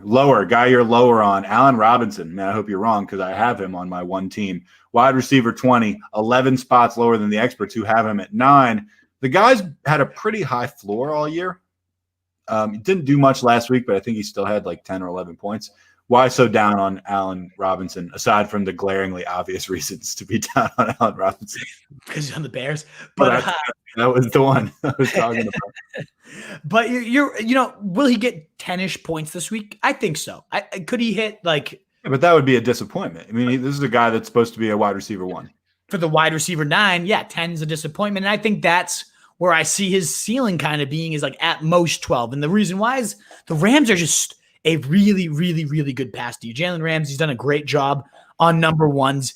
Diggs caught a touchdown against him, but otherwise 4 for 49 and got snuck one in. Other than that, nobody's topped more than 9 half PPR. 12 is the highest full PPR anyone's had against Ramsey this week or this year. And I think Ramsey's a very legit talent, and they've given up the fewest points to wide receivers as a whole unit. So they're just good against wide receivers as a whole. Down on the entire the entire fucking Bears offense. Montgomery, Robinson. I just don't. I see them just kind of a complete dud. Yeah, Trubisky, of course. We don't even mention him. We don't even act like he's in the NFL. Nor should we. He doesn't belong. You remember when stud. He's going to be an XFL monster next season. You remember when the Bears made sure to draft him 2nd overall in that draft? Traded up in the same draft that had. I'm pretty sure Watson, Mahomes, yep. and maybe one other really good guy. One of those would be enough, but to have both of them. That's brutal. That's like Sam Bowie over Michael Jordan. Awful stuff. All right, the guy you're going for a Hail Mary on, Deshaun Jackson, 25% owned. I'm going to make a confession. I didn't know he was still in the NFL. So go ahead. Still in there. I got hurt early on, but I'm stacking it up with Wentz. I'm going with my guy on Thursday Night Football. The Giants defense, again, we can talk about how improved they are. Bradbury, if he shadows Deshaun Jackson, that's going to make this a tough prediction, but I don't think he will. And I think Deshaun Jackson, I loved him coming into the year. He got hurt early on. And now he's had, a good 6 weeks to really get himself healthy. Now, the risk here is you put him in and he gives you 2 plays and he fucking trots off to the sideline. You don't see him again. That could happen. Sure. Very well could happen. That's why it's a Hail Mary, folks. It's a Hail Mary, so who the fuck cares? That's why he's 25% owned. And when you're taking a Hail Mary, give me the guy that could also, first play of the game, catch a 70-yard touchdown bomb. And I think he will. I think he might go deep. First game back. Who else do they fucking have? Fulgham, again, has he played well? Sure, but who the fuck is Travis Fulgham? At a certain point, I think these guys start to come back, but with no Sanders, no Goddard, no Ertz, they're going to need someone to throw to other than Fulgham, I think. And I think Deshaun Jackson could have himself a nice little day here. All right, tight ends. Guy you're higher on, Noah Fant. You got him as your tight end 7. The experts like him at 16. That's a pretty big difference. We said these tight ends almost seem interchangeable when you're talking about, like, say, 5 to 14, something like that. So you got him from going from the lower end of this pack to the upper end. Why do you like him? And yeah, but that's because, as you're saying, a lot of these guys are interchangeable because it's like touchdown or bust. Who's going to score? Not Noah Fant. He's dangerous after the catch. He's used after the catch. He's deadly down the seams. I mean, the dude started the year with 16, then 15, 7.1 meh game against Tampa Bay, but Tampa Bay's got a pretty good D. And then in the first half against the Jets, he had 6. He looked like he was headed to another, 15-point day. I think he's one of the most athletic, better talents at the position in the league right now. In Kansas City, 14th in terms of points allowed, so top half of the league in terms of generosity to tight ends. It's going to be, if they're going to put up points, they're going to have to sling it. I think this might be more injury related that people have him so much lower, but he's now sat out 2 weeks. He's had time to get healthy. Maybe he sits and then this prediction sucks, but I think he finds the end zone, racks up about 70 yards on the way. It has to be in your top 7 tight ends, given how, again, as you talk about the landscape of the position, he's one of the few guys when he's healthy is not just a touchdown or bust. He's involved in every facet of the game. I actually agree with you. I think he's kind of sneaky good and has been a little bit held back from achieving what I think he could, and I think still is probably going to in the NFL. All right, the guy you're lower on, Gronk, you got him at 14. That's 6 lower than the experts. Give me a break, man. The guy's had, one good game in like 3 years? And that's the whole point. Why is he getting ranked as the tight end 8? Well, maybe that speaks to what I've been saying about the tight end position in general. But yeah I agree with you. I mean, he's literally had 1 good game. Exactly. And again, first 5 weeks, apparently people need a reminder because he did have a good game last week. Give him a reminder. Had a good game, but he hadn't hit 8 half PPR points in the first 5 weeks. Had a 2.1, 3.4, 0-point game through 3 of those 5 games. Like literally ruined you if you used him. And now all of a sudden he has 1 decent day against a team that's good against wide receivers and not so good against that. And now we're just like, boom, Gronk is back, baby. He's welcoming back. No. He is as touchdown dependent at boom or bust as they come. Because again, 1 good game so far this year. And we're going to rank him as he's a locked tight end 1. I think this game comes down to Ronald Jones steamrolling the Raiders. And I believe in Ronald. It's been a while coming, but this dude did something in this offseason. He's 3 straight 100-yard games and looked just really, really fucking good. I'll give it to CJ. I mean, one of the rare good predictions from that guy. Ronald Jones is fucking good. He's good this year, at least. I think he's going to get 20. And Arians came out this week and said, why would we not give Ronald Jones 20 to 25 carries and 5 catches? And so to me, they're going to center this game plan around him.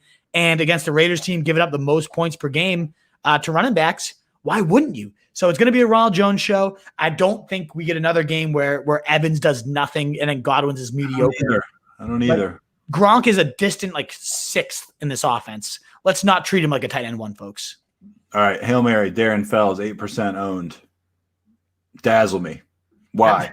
There's no dazzle. There's nothing to dazzle you with. Like, what the fuck? I mean, 12.7 and dazzling 17.5 last week. I mean, that's pretty dazzling for your tight end position. And so was the usage. 7 targets, 6 receptions, much more than the tight end or bust that tight end's been all year. Now, Jordan Akins was out for both of these back-to-back blow-ups for the guy. So he might be back this week. And if so, that's risky.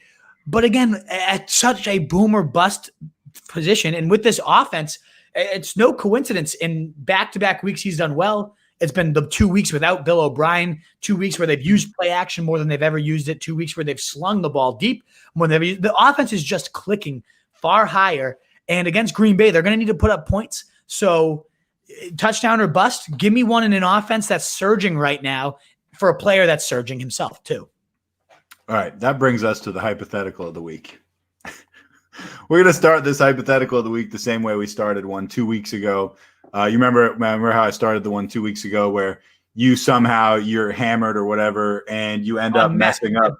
I believe No. Meth was last week. That was with Ndamukong Suh. The one before was like 2 weeks ago. You had a few drinks and went cruising around and you smashed up this mob boss's Bentley.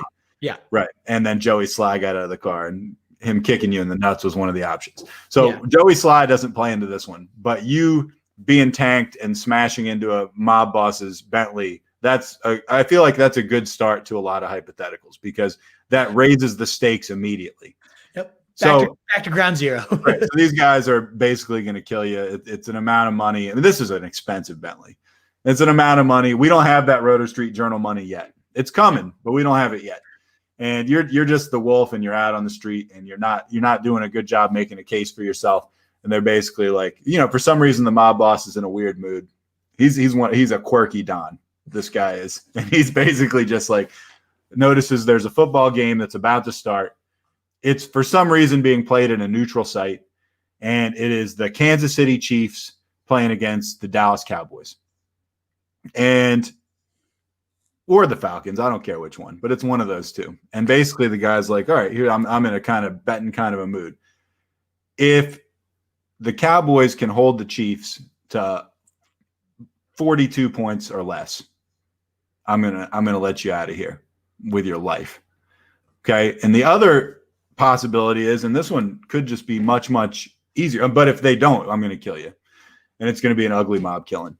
But the other possibilities might be easy. He's like, hey, I'm a good guy. I'm having a football clinic in a week for a bunch of local, let's say like bunch of local Italian kids. He's having them gather at the local playground, and he's got an NFL player signed on to come and show up and, go through some drills and just like, put on a good showing with the kids and stuff like that.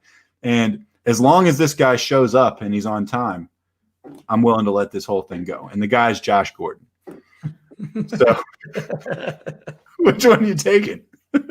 Oh, man.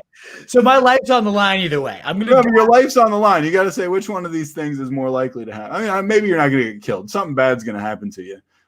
So do you like Dallas to keep the Chiefs to 42 or less, or do you like Josh Gordon to show up on time for a skills and drills clinic with a bunch of kids? A bunch of Italian kids in a park. Oh, man. There's no way Josh Gordon's showing up on time. No, there's zero chance. There's zero chance. Like, there's a better chance of the Cowboys shutting him out. I know. I'm dead either way. It fucking sucks. I'm just picturing you sitting there at this clinic, just hoping beyond hope that like the next car that shows up is going to have Josh Gordon in it, and he's going to be in any sort of shape where he can like be around kids. Exactly right. If he's showing up, he's not going to be in shape to show up with kids. There's going to be smoke coming out the windows. Like he's going to throw a bottle of booze out. Like, hey, you fucking giddies. Like, where are all these Dago kids I'm supposed to be doing? Yeah, exactly. Oh man. Oh fuck. Sorry. I'm dead either way. Thanks for putting me in lose. I'm dying. But I guess I go for the Cowboys and just hope like it's one of those games that I don't know. There's no chance. I don't win. I don't live. But I would think you have a better chance of the Cowboys hold. I mean, it's like if you saw 38-10 score between the Chiefs and the Cowboys, it wouldn't seem weird to you. You'd be like, okay. One turnover. But if somebody said to you, yeah, I was at this football clinic the other day and that started at 10 a.m. and the celebrity football player that showed up there was Josh Gordon, and he was totally punctual and showed up, and you'd be like, what? No way. The world's going to end. Everybody getting a bunker. Like, no fucking way. All right. I mean, that was an easy one, but it made us laugh. So let's go to the mailbag, man. All righty. Here we go. 54 questions already. Let's see how many more we get. Austin says, sup, dudes. Good to see you, Austin. Mitch Chavez, whom do you like more rest of the season, A-Rob or Godwin? A-Rob is Allen Robinson, I bet. And I like Allen Robinson. I like Robinson better too. Kevin Ford said, do I take Wentz or Stafford? Lamar on bye. I think we like Wentz, right? Well, but Stafford gets Atlanta. So as much as I'm higher on Wentz in like general compared to the ECR, I have Stafford higher against Atlanta this week. Austin Forrester, ship James Robinson out with Tyler Lockett. Good call. Receive Kelsey and what? And Metcalf? What? Yeah. I'm not even going to read the rest of this because like you got Travis Kelsey and DK Metcalf for James Robinson and Tyler Lockett. Mm-hmm. Good for you, dude. Freeman, Rojo sitting in my R for playoff run. Old Chubb plus some handcuffs and hopes. Thoughts? 5-1. My thoughts are you absolutely massacred this guy in this trade. 100%. I'd rather have Lockett. I like Metcalf. both of your guys better than both of his guys. Exactly. Rather have Metcalf than Lockett. Rather have Kelsey and James Robinson. Huge win, especially. I'd rather have either one of them more than either one of them. Like exactly. He has the first and second best players in that trade. That's unbelievable. Cool Whip 27. I need to flex two. Debo, DJ Moore, Boston Scott, or McKinnon. That's tricky. I like Boston Scott, dare I say. DJ Moore, they get the Saints, which is a pretty good matchup as well. Debo, Pats, really showed up this week, though, K Cool Whip. I'm nervous about McKinnon. I'm starting him in a couple leagues, but me too. They seem hesitant to go at him, full time after giving him 92% of the snaps. I think I go DJ Moore, Boston Scott. DJ Moore 11 targets last week. He's getting the work. He seems to be kind of trending upwards, and the Saints defense certainly not a threatening matchup. So I like Moore and I like Scott. Then I like Debo. Then I like McKinnon last, I guess would be my options. What do you think, Nat? I think I'm probably going to go DJ, McKinnon, Boston Scott, Debo. So you're not as low on McKinnon as I am. I mean, maybe I should be. We'll see. We'll see. Chris Jason. Yeah, Peyton Barber is King Plotter. Good call, CJ. I forgot he's even in the league because of how I know. And you were saying, like, why shouldn't they give Ronald Jones 21 carries? And I was like, I'll give you two words. Peyton Barber. That's Peyton why. Fucking Barber. Mitch Chavez offered Hunter Henry and either Godwin or A-Rob for Kelsey. Take it or leave it. So you're giving up Kelsey? I don't know. Unless you really needed a receiver horribly bad, then I would take A-Rob and Hunter Henry, but Kelsey's such a huge weekly edge. Like, it's tough to have. Remember we talked about earlier in the show with Kelsey and Kittle. They're kind of in a class of their own. You got to really feel like you're upgrading big time somewhere else. Yeah. All right. Mitch Chavez. At Austin Ferrister. How? Did I miss something? Are they going back and forth? I think they're going back and forth. All right. Gronk is a non-running back plotter. Also good call. Yeah, he's kind of a plotter. He's been a plotter for a while, actually. Again, to me, though, plotter is like the 18 to 20 carry. You need the volume to go with it. Not just running up and tearing up the field, but actually getting the ball with that, too. So I don't buy it. Nope. Noah Pringle, Jared Cook, or Jimmy Graham this week. What do you think? Jared Cook. I can't ever recommend Jimmy fucking Graham. I know he's been okay. Remember how awesome he used to be? Yeah.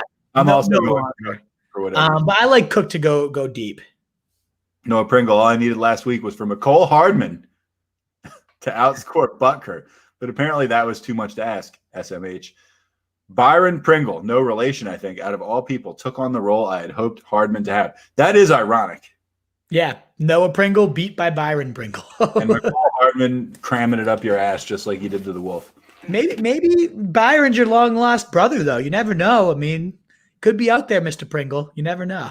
First, or he needed a running back, though. Fair enough. These guys are on Machine 35. Can you boys rank my lineup? Well, show it to me, and we might just do that for you. 909 Orbits. What's good, boys? Our guy. What's good? Hey, bring it, Fat Boy. I wonder if Fat Boy's going to talk about smashing pies this week. Drafted AB last overall, dropped him a few weeks ago just to hang on to a defense, was going to pick him back up this weekend. My buddy picked him up today, so fuck fantasy. I'm going to get high. I hear you. Maybe smash some pies when you get high. Smash them, Fat Boy. Love it. I wonder, Mitch Chavez, thanks, guys. Just grabbed AB off waivers. You're welcome, Mitch. And just dropped an IDP player I used for a buy last week. No less potential major gain. Yeah, good call. There you go. Glad that's why you tuned in. Yeah, seriously. Hot tips, 909 Orbits, Rob Woods, T. Higgins, or Mike Williams, PPR. What do you think? I'm going T this week. I over Bobby Trey. Tougher matchup for Bobby against Chicago. I think second or third fewest points to wide receivers. Dude's consistent as all hell, but T. Higgins is exploding, and Cleveland's giving up the fourth most points to receivers. I'm all about that guy. Let's do it. I think I'm going to go T also, but I'm really tempted to say Mike Williams. The guy made some monster catches the other day that I just happened to be watching the game, and I was like, wow, that guy's a beast. And he's got the QB willing to unload it to him and sling it. We know Rivers couldn't get it to him anymore, and he thrived. Well, he did 2 touchdowns. So, yeah, I'm very intrigued by Mike Williams. My one thing with him is if I have a decent enough option to see it again, now that Keenan Allen will be back, because a lot of that came with Keenan Allen out. That's true. So T. Higgins is a good enough option to wait it out and see. Mike Clay, guy that has Hopkins, wants me to make a trade. He wants a running back and a wide receiver. Give me some combinations, please. Mixon, Rojo, Taylor, Drake, Gibson, Eckler, A-Rob, Chark, Claypool, Parker, Lamb, and Higgins. I think I could come up with lots of combinations there where you would make out like a bandit. Exactly. But I'm assuming you're looking for like a reasonable offer that the guy might take. Yeah. And you always start lower. Like that's a good kind of trade chip is you never want to insult the first offer, but you also never want to start higher than you have to. Let me ask you this, Wolf. Would you trade Hopkins for Claypool and Taylor? Would I trade? So he's saying he's going to acquire Hopkins. Right. I'm saying if you were the guy who had Hopkins, would you give? Because we're trying to come up with a deal that we think someone might take. But again, you want to offer something lower first. Would I take Taylor and Claypool, especially if I needed the depth? Yes, for Hopkins, I would. But that's close. It is close. I'm not sure I would. It's close for sure. What about Drake and Claypool? I would start with Drake. Yeah, Drake and Lamb, two guys that are trending downwards, right? Drake and Chark. I feel like you offer him Lamb in this, and they might just hang up the phone and say, and they might put emotion into the trade. He's still got Lamb's got some upside still. He does. He fits. Look what the recency bias. Look what we saw last week. It was just terrible. Like but that. Lamb had like the most yards. That he played the best. I would say you always start low, Mike. But there's pretty much any of those running backs because you have good depth at it. I would sell Drake first because I think he's the ultimate sell high. If this guy's high on Drake, do it. Nobody wants Eckler right now. Like maybe offer to throw Eckler in on top of like something that's not great. Right. Exactly. Like Drake, Parker, Drake. See if you can get Drake and any of those receivers other than A-Rob. And even Drake and A-Rob, I would do for Hopkins. Like, let's be real. I would.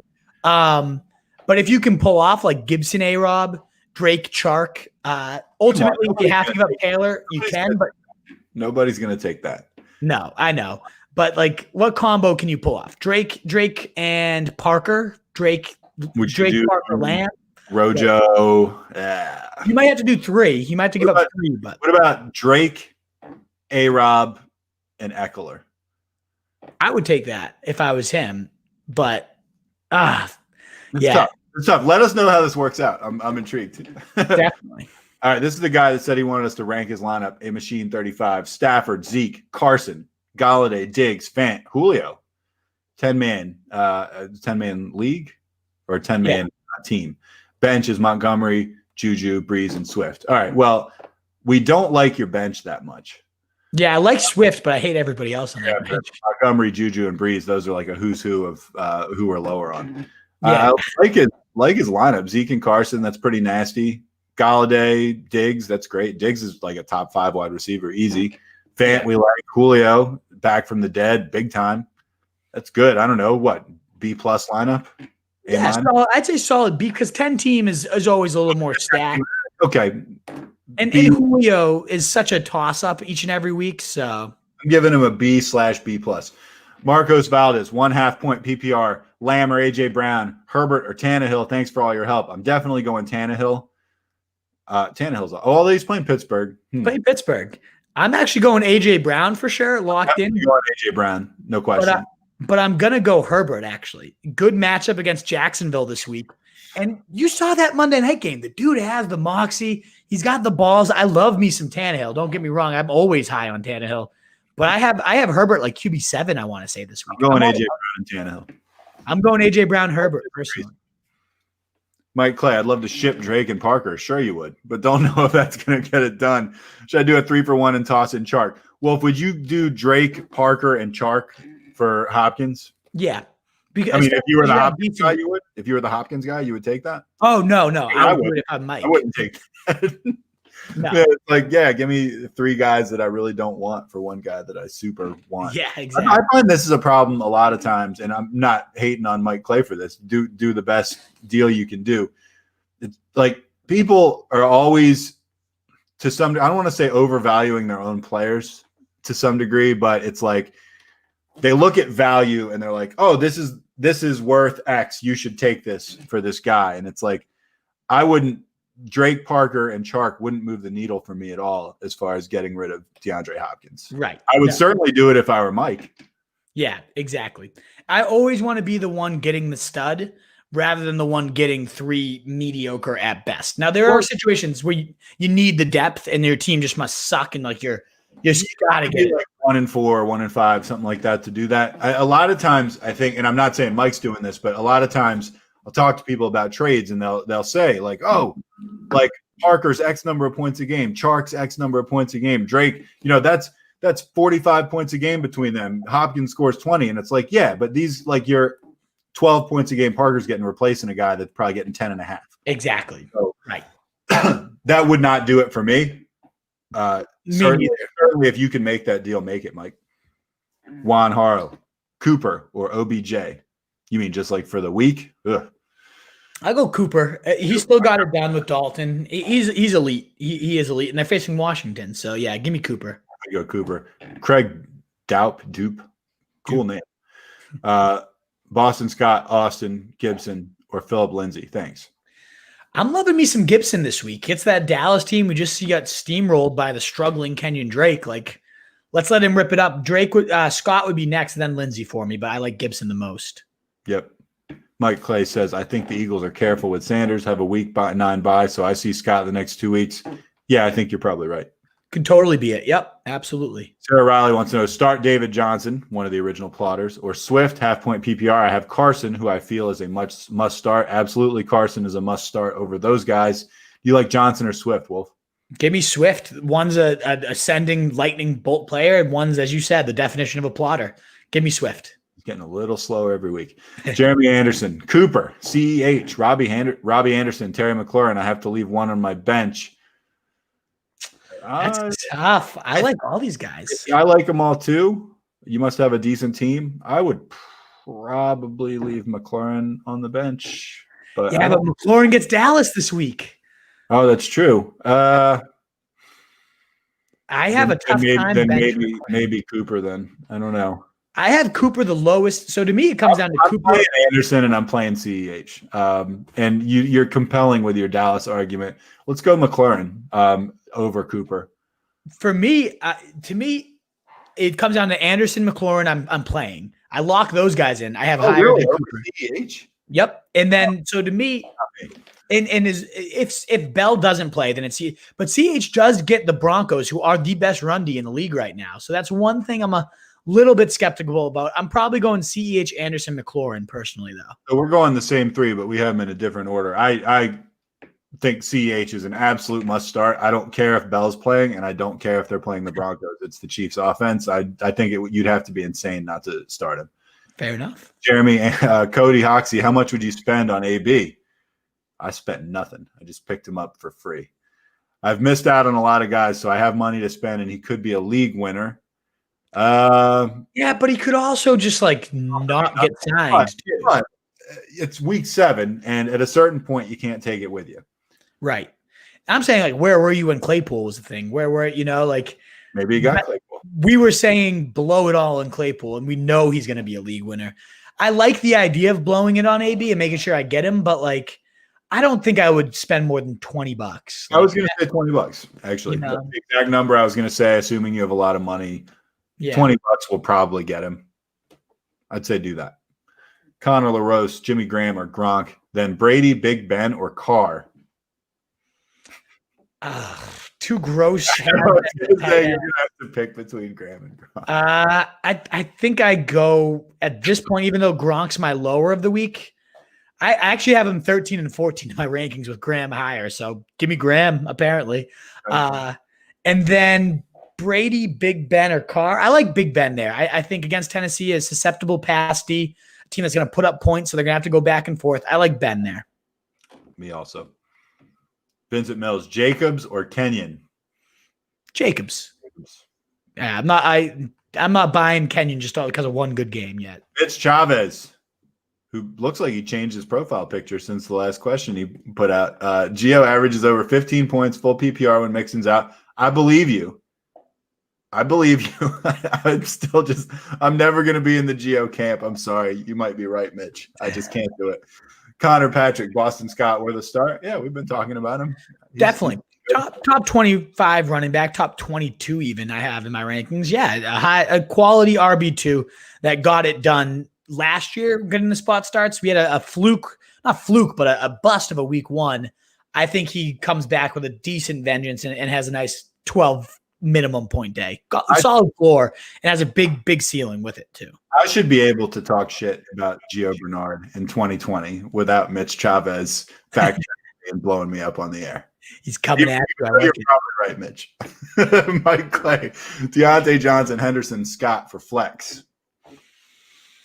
I'm leaning Henderson. Chicago, if you can beat them, is on the ground. We saw what Rojo did to him. I like Henderson this week until he loses that job. I kind of like Henderson. I like Henderson, but I don't like Henderson. Exactly. There. Who do you like rest of the season, Rojo or J-Rob? Rojo. I kind of like Rojo. The schedule too. If you've looked at it, my good God, I'm going Rojo. Yeah, I'm going Rojo with the schedule. J-Rob's starting to look a little bit like just a plotter, just another guy, just a jag. So yeah.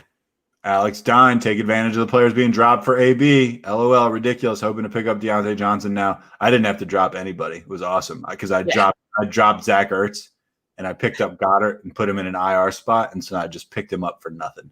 Beautiful. But you're right. Might be somebody good that ends up getting cast aside because some idiot like us picked up AB. I mean, Deante Johnson, I would definitely capitalize upon, but I still, even if I dropped, I want AB no matter what. You know, I don't consider it ridiculous because of how much upside AB does have. I dropped like Tevin Coleman or some crap because I have a deep bench. Sure, I would.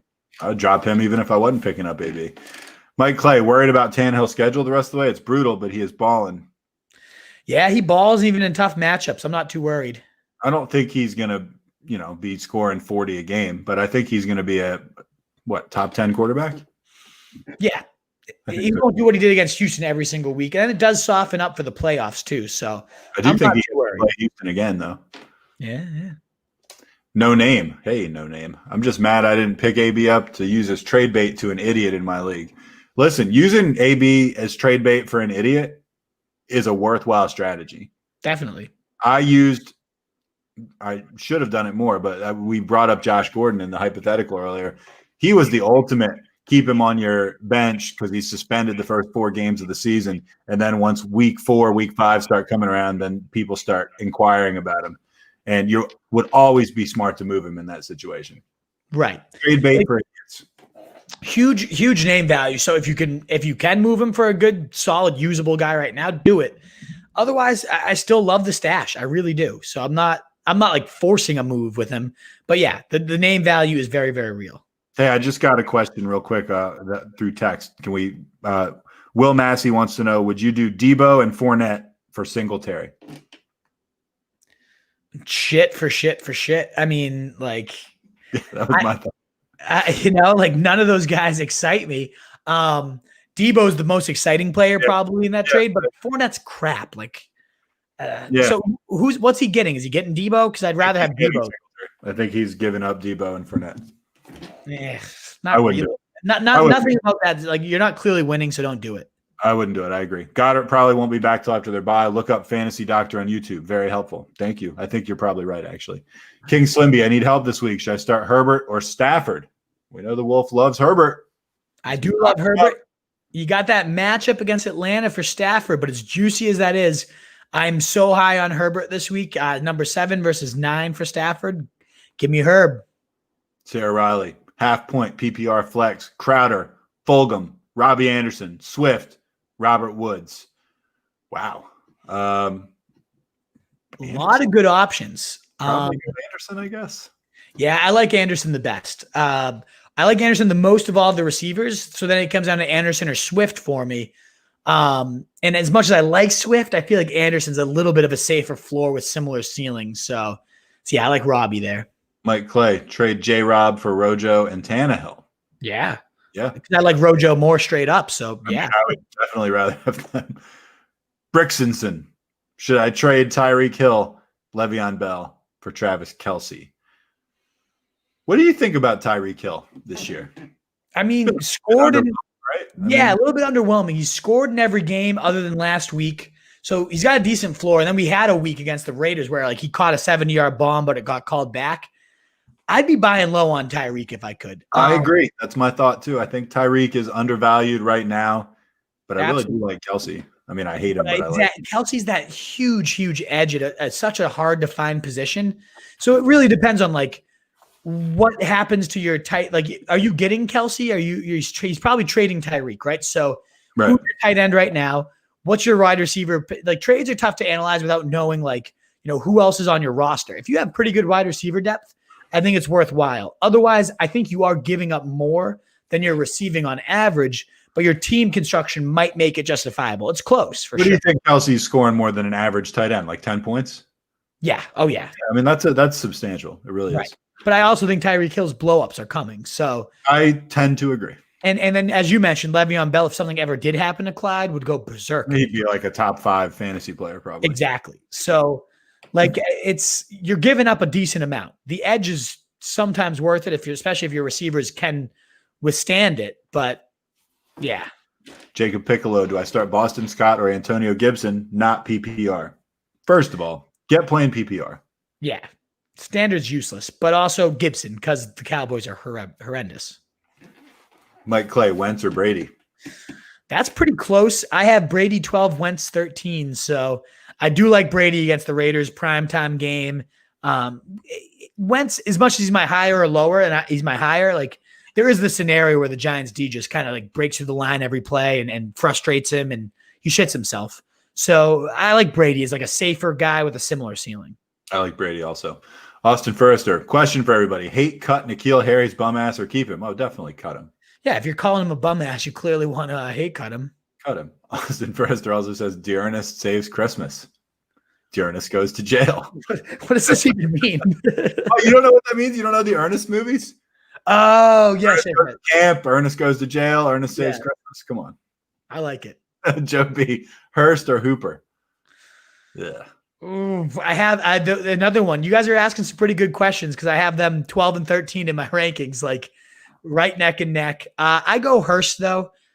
Detroit, like decent against tight ends, but it's still Detroit. Like good bet to find the end zone, in my opinion, with Hurst. And that's half PPR.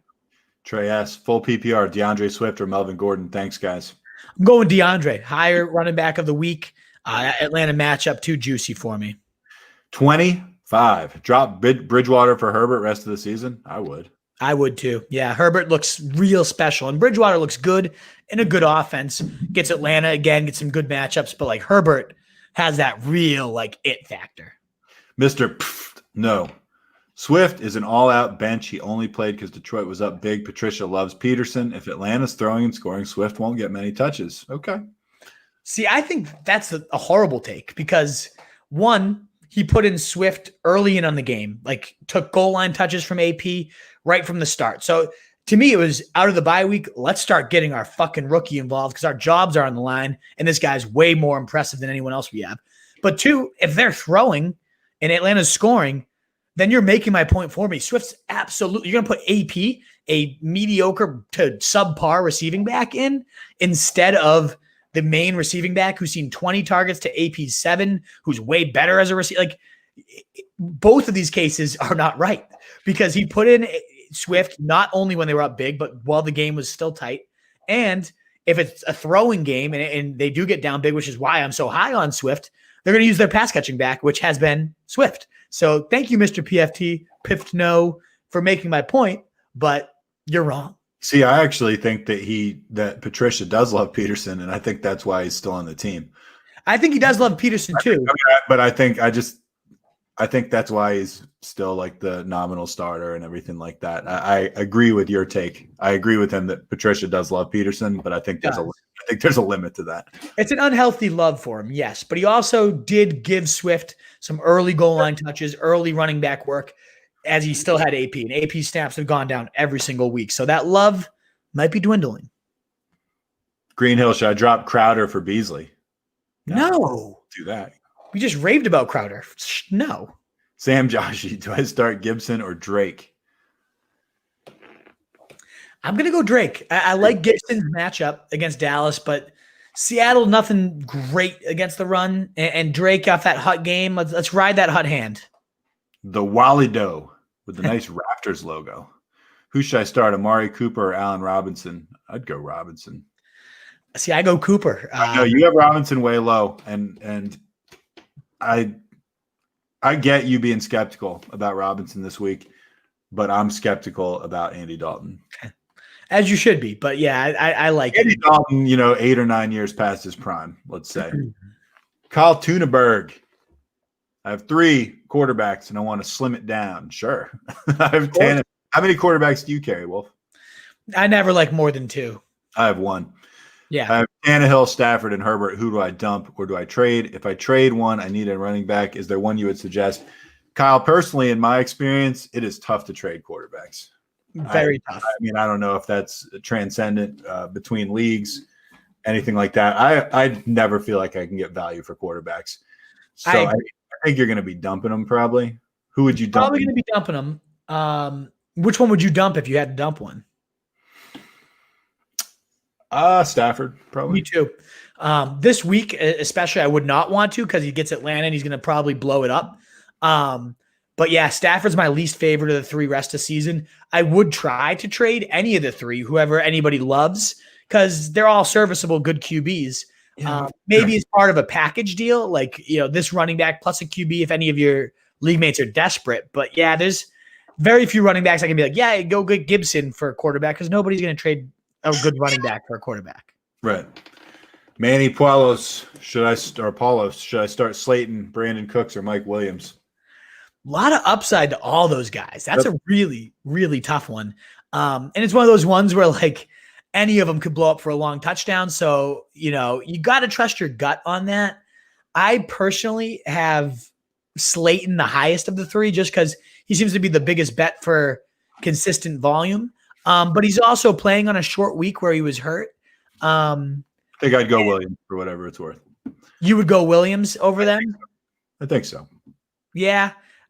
Williams is who I have the lowest, but I have him literally like 20, 27, 29, and 31. So like they're all neck and neck. But to me, Slayton just a little bit above those guys is my opinion, as long as he's healthy and good to go, but a risk to also re-injure himself if he's not. Mitch Chavez, Flex, Cup, Higgins, or Jay Jackson. Going Higgins. I love JJ. I love all those guys, but I love Higgins the most. Do you love Cup, in fact? I like Cup. I guess I shouldn't say love. I don't know if you love Cup. It's certainly not against the Bears. I don't love Cup this week. You said you wouldn't trade Kenyon Drake for him, so you can't love him that much. Can't love him that much. You're right. After I said I wanted to plug by the what's it called? The transitive property of math. That means you don't love Cup as much as you love chewed up peanuts. True. So I guess I hate Cup, but I do love Higgins. So right, Higgins. Kyle Tuneberg, need a flex, PPR, Tunyon, Ayuk, Emmanuel Sanders, or Latavius Murray. I dropped Emmanuel Sanders because you told me to, basically, and he's been pretty good since I dropped him. Did you? Did I tell you to? Shit. You were like, he's droppable. He's cuttable. And you were right at the time he was, but then as soon as I cut him, he kind of wasn't cuttable anymore. I probably picked him up right after you dropped him because he's been pretty good for me. But out of these guys, I don't love any of them. Tunyon disappeared on us, but he's probably my favorite. I don't think so, man. I wouldn't take him. I might take Manny Sanders. I kind of say that, but then it's also like we talked about the tough matchup for Brees, and then you get Thomas back. It's like Sanders has been doing some damage, but that's without Thomas. So. There's at least a chance. There's at least a chance that Thomas helps Sanders. I don't know. I mean, Thomas is the type of guy that is going to get thrown out a ton, it seems like, no matter what. I mean, you got different guys. Some guys, it's like, okay, they're going to get 15 balls thrown at them no matter what. And then some guys, you come in and they're like, okay, that's going to take a lot of coverage off this other guy. Thomas, I admit, seems like the type of guy they're just going to throw at anyway. Yeah. But I don't know. I might go Sanders here. I don't love Tunyon here. See, I don't want Sanders in my lineup until I see what happens with Michael Thomas, especially in a tough matchup. The Carolina Panthers limiting their wide receivers. So I don't like any of these 4 guys. If I'm being honest. I kind of like Murray. I think Murray's going to find the end zone. Yeah. I'm going to go Latavius there. All right, let's go with the Wolf on that. He feels stronger than I do. Cody Hoxie, do you like Thielen or Diggs more going forward? Former teammates. And if you like Diggs more, how much would you trade to get him? That's a tough – how much trade is always a tough trade to answer. I have Thielen. I mean, Diggs is a legit top 5 guy. Thielen might be right there too, though. Thielen might be too. Like, Yeah. if you told me they were both top 5 PPR, I would not be shocked. Yeah, I don't like know them both a lot. how much would I trade to get him? I don't know, man. Like he's a valuable piece. He's one of the best receivers in fantasy. Yeah. Like I like them both enough that I'm not going to give up like Thielen and a very valuable piece to get him. I probably prefer Diggs this year, rest of season, but like Thielen's right up there too. So I'm not going to give up a ton to go from Thielen to Diggs. They're so neck and neck that like if it's a bench toss-in and it gets you to Diggs, maybe, but like I'd be trying to get Diggs, just not with having to give up Thielen. Unless you personally like love one of these guys specifically, I think they're pretty comparable as far as their value now and their value going forward. I'm like the Wolf. I might shade to Diggs a little bit, but I could be wrong. Austin Forrester, also my girlfriend sucks a mean dick. All right. Cooks and watches football and wins on FanDuel. Man, throw her picture up in your profile instead of that weird avatar. Yeah.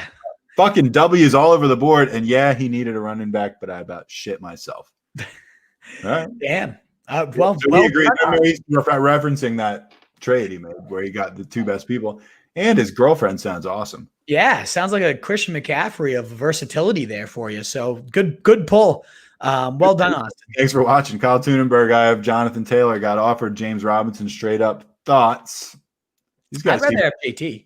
I'd rather have JT too. I consider them very comparable. Yeah, Robinson seems to be trending the wrong way, whereas JT's got such an easy schedule out of his bye. I just think there's going to be a point where he just becomes the Clydesdale. I'm still holding out hope. So give me JT. Manny Polos, Boston Scott, or Devontae Freeman? Scott. Yeah, Scott this week. Definitely. Agreed. Mike Clay, the thing of the deal is he has Mike Davis and Edelman. So everything I give him goes right into his starting lineup once CMC is back. So you can sell it to him. Make the offer. You don't need to convince me. I wouldn't do it if I were him. Yeah. But I'd definitely try. Alex Don, please rate my trade. I'm giving up Hopkins and the other party is giving up Fant and Taylor. I'd rather have Hopkins. I'd rather have Hopkins and Fant and Taylor. And I love Taylor's end of season schedule, but like Hopkins though. It's Hopkins, exactly. There's like what 5 to 8 guys in fantasy where you're just I don't know, maybe it's a little more than that. I don't know, but it's like that many guys, and you're just like if you have one of those guys, you just you feel good every single time. You feel like you're going to win that matchup every time. Hopkins is one of those guys. Yeah, absolutely. I'd rather have Hopkins there. Fant and Taylor aren't enough for me. Even though I do like Taylor's late season schedule, Hopkins is just too locked in. I like both of those guys. I would just way rather have Hopkins. I'm loaded at wide receiver. I have DK, Godwin, Jefferson, and Higgins. You are loaded. I still wouldn't do it. Yeah, I mean, why not try like Godwin and Jefferson? Do like Godwin and somebody to get Taylor. So yeah, that's what I would do. Because you'd love to have that DK Hopkins at the top of your. Yeah, you can't move Hopkins for that. No. Get rid of that. Kevin Ford, Schultz, or Tanyan, PPR. Yeah, I go Tanyan. Like I'd rather have the guy with Aaron Rodgers thrown to him than fucking Dalton. That's for sure. That's a compelling case. Kyle Thunberg also got offered Claypool and James Robinson for Ridley or AJ. I thought he was going to say AJ Green or AJ Brown and Jonathan Taylor. I turned it down. Was I right for that? Yeah, definitely. Yep. That's way too much. I love Claypool, but that's too much. Alex Dunn in desperate need of a running back. C-Mac on IR. I only have Swift and Robinson and JK on my bench. Oh, so he's giving us some context to his trade. It's still not enough for me. I still wouldn't do it, Alex. Swift and Robinson can get you there. Like you can fill in your flex with receivers. You have loaded receivers, like you said. See if you can package one or maybe even 2 of them with somebody and not give a Hopkins is just he's such a stud. Yeah. Why can't you do like a Godwin and a Swift and get like a good running back for that? Like that's a good package. I would give up some quality players for a Godwin Swift package. Like I would want more than Jonathan Taylor for that package. But also I also lost Ertz. I feel your pain, but I was happy to see him get hurt at the end. Yeah. I was happy to see Ertz get hurt. Angel Vox won. Hey guys, subscribed and liked. Thank you, Angel Vox. Swift, McKinnon, Montgomery, PPR. Who would you sit? Montgomery, maybe. I don't know. Probably Montgomery. Maybe McKinnon, but yeah, Swift's my locked in. And thanks for the subscription. And anybody tuned in that's willing to give a thumbs up, whether you're on Facebook, YouTube, anywhere, just a quick reminder. It's a huge help to us. And of course, subscriptions on YouTube. Hit that bell so you know every time we're live, which is quite often. I like Swift the most. And then McKinnon's the riskiest play. I have him just above Montgomery, but like Montgomery, I would probably bench McKinnon out of this just because I have McKinnon 22 and Montgomery 24. So it's close. He's a plotter sometimes. Sometimes, yeah. Speaking of plotters, Montgomery is like the answer for plotter. That should have been the guy. He's a plotter. 25, kicking it like Young Hoku. Nice. Let's kick. Defense, Carl Dunenberg. Need a defense streamer with Baltimore and a bye. My top picks are New Orleans, San Francisco, Green Bay. I admit I don't know these matchups too well, Wolf, so I'm going to let you have this one. None of them are great. San Fran gets New England, and they kind of struggle on O these days, so I guess New England. New Orleans is a popular pickup, but I don't really see why. Like Carolina puts up points, and they kind of protect the ball well, so I think San Fran's got the best shot at like a fumble 6 or something crazy. You're Mitch Chavez says hating. Oh, yeah. I got a profile on both YouTube and Facebook. Watch on both. My man, that means you're giving us 2 watches. Love it. Thank you. Clyde Pick is my YouTube profile. I got Mixon, so I have to keep tabs on Geo also. By the way, at Truth, don't blame you for having for hating on him. Thanks, Mitch, and I don't blame you for taking me to task either. I just I'm very set in my Geo opinions. Yes, we already got that. We just got that one. Noah wants to know, by the way, we're over 2 hours now. Oh, Noah shit. wants to know, start Gibson or McKinnon this week. Gibson for me. Mike Clay got him for Drake, Parker, Chark for Hopkins and Cooks if dude doesn't accept his other trade. All right. Good luck. Tell what happens. I would have taken just Hopkins for that 3. So if you get Hopkins and Cooks, phew. It's always interesting who people value people differently. I mean, thing that Alex Don kept asking us about Hopkins. I mean, maybe the other guy will just, it's just, you never know what people value and what they don't. We're just telling you what we value. X Miles, I traded Tyreek and Diggs for CMC. Was it fair? That's a lot. I think it was fair for the other guy. Yeah. That's a lot unless you had some great receivers, X Miles. And I love CMC. He could come back and be your record awesome. Right. If you're 5-1, 6-0, and you have sick ass receivers, then sure. Because C-Mac could just come in. We just saw what Mike Davis did. Like C-Mac should come into a 25-point-a-week role. I cannot wait to get his fucking ass back. Those are 2 elite guys, though. You're talking. We got Diggs clearly elite, and Tyreek we know is elite, and we feel like he's underperformed a little bit. Through probably no fault of his own. That's a lot to give up for CMC, who's still not playing. We know he's awesome when he's playing. Saying was it fair? Sure, it was fair. I probably wouldn't have done it, but yeah, I think you lost that trade. Sorry to say it, but we're honest here. McKenzie, Garrett, Crawford, McKinnon, Slayton, LaVisca, or Higgins. Flex half point PPR.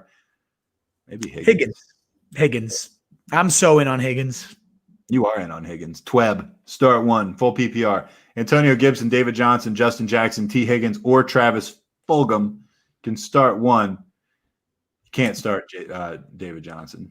See, I say that, but also he's facing the Packers, who give up the most points to running backs. Do they? Yeah, Green Bay's getting destroyed by running backs this year. I'm looking at the other choices, and I don't really love any of them. Exactly. I light off with Johnson, and I'm like, yeah, you know what? He's probably got the highest floor, doesn't he? Highest floor, decent ceiling. Higgins, though, is awesome. So I think I'm just answering Higgins for pretty much all of these today. I love Higgins, though. Mike Clay, he has Fuller and Cook, so I told him to put a throw in. Nice job. Wink emoji. There you go, Mike. Jay Williams or McKinnon in the RB2 spot because Jay Taylor is on a bye and Eckler is in my IR spot. That's pretty ugly. That's pretty ugly. I'll definitely say McKinnon over Williams. Yeah. Oh, yeah. I'm going McKinnon over Williams, definitely. I got Marquise Brown. This is X Miles. I got Marquise Brown in the trade with CMC if it makes any difference. Certainly helps. I mean, yeah, that definitely makes it better. I like Marquise Brown a lot. He's a valuable piece for sure. I still would probably rather have Tyreek and Diggs, but that does add a nice like deep ball element where you didn't just lose 2 stud receivers and get no receivers in return. Like I like that. Yeah. Yeah. If you told me that matters a lot. If you told me, hey, Marquise Brown's going to be a top 10 wide receiver for the rest of the year, that wouldn't like shock me completely. Right. I mean, he's not there now, but he has that sort of upside in my opinion. So that does sweeten the deal quite a bit. Thanks for the context. Mitch, thanks for all the help and advice, guys. You're the best. No, Mitch, you're the best. And on that note, that's the last question we have. Mitch, you are the best. And as all are you guys that interacted tonight, and anybody listening on the replay or podcast, thanks so much. Anyone that tunes into this comment or this content, you guys are the best. You're hopefully the best at fantasy because we are the best at it, and you guys are the best for listening to us. So thank you so much. You can find us at rotostreetjournal.com. We breed and feed fantasy wolves, or the Fantasy Fullback Dive podcast. We pave your path to 2020 titles. I am at RotoStreetWolf on Twitter, the Wolf of Roto Street. And you can find us on Instagram, all your good stuff. Roto Street Journal is where you can find us, Facebook, YouTube, everything. Smash subscribes, likes, give us those follows to get our numbers up, and we'll keep helping you out all year, guys. And we got one last question. If it wasn't 909 Orbits, I wouldn't do it, but this is a loyal fan. So let's answer this one, and then I'll sign us off for good. I got offered James Robinson for my T. Higgins and Mike Williams thoughts. Other running backs are Zeke and Drake. Other wide receivers are Diggs, A-Rob, Woods, and Hollywood. You got so much depth at receiver that, yeah, I'd take the running back offer, get some depth at that stable. Don't love Robinson, and I do love Higgins, and I like that's a lot, but like when are those guys going to hit your lineup really? So I take it. There's a lot more wide receivers out there than running backs that you want to line up. So I kind of agree with the Wolf here. Go Gibson, no doubt. McKissick or Gibson, no doubt. All righty, guys. Thank you so much for tuning in. I, of course, am the Wolf. I'm the Truth. Later, guys. Yeah.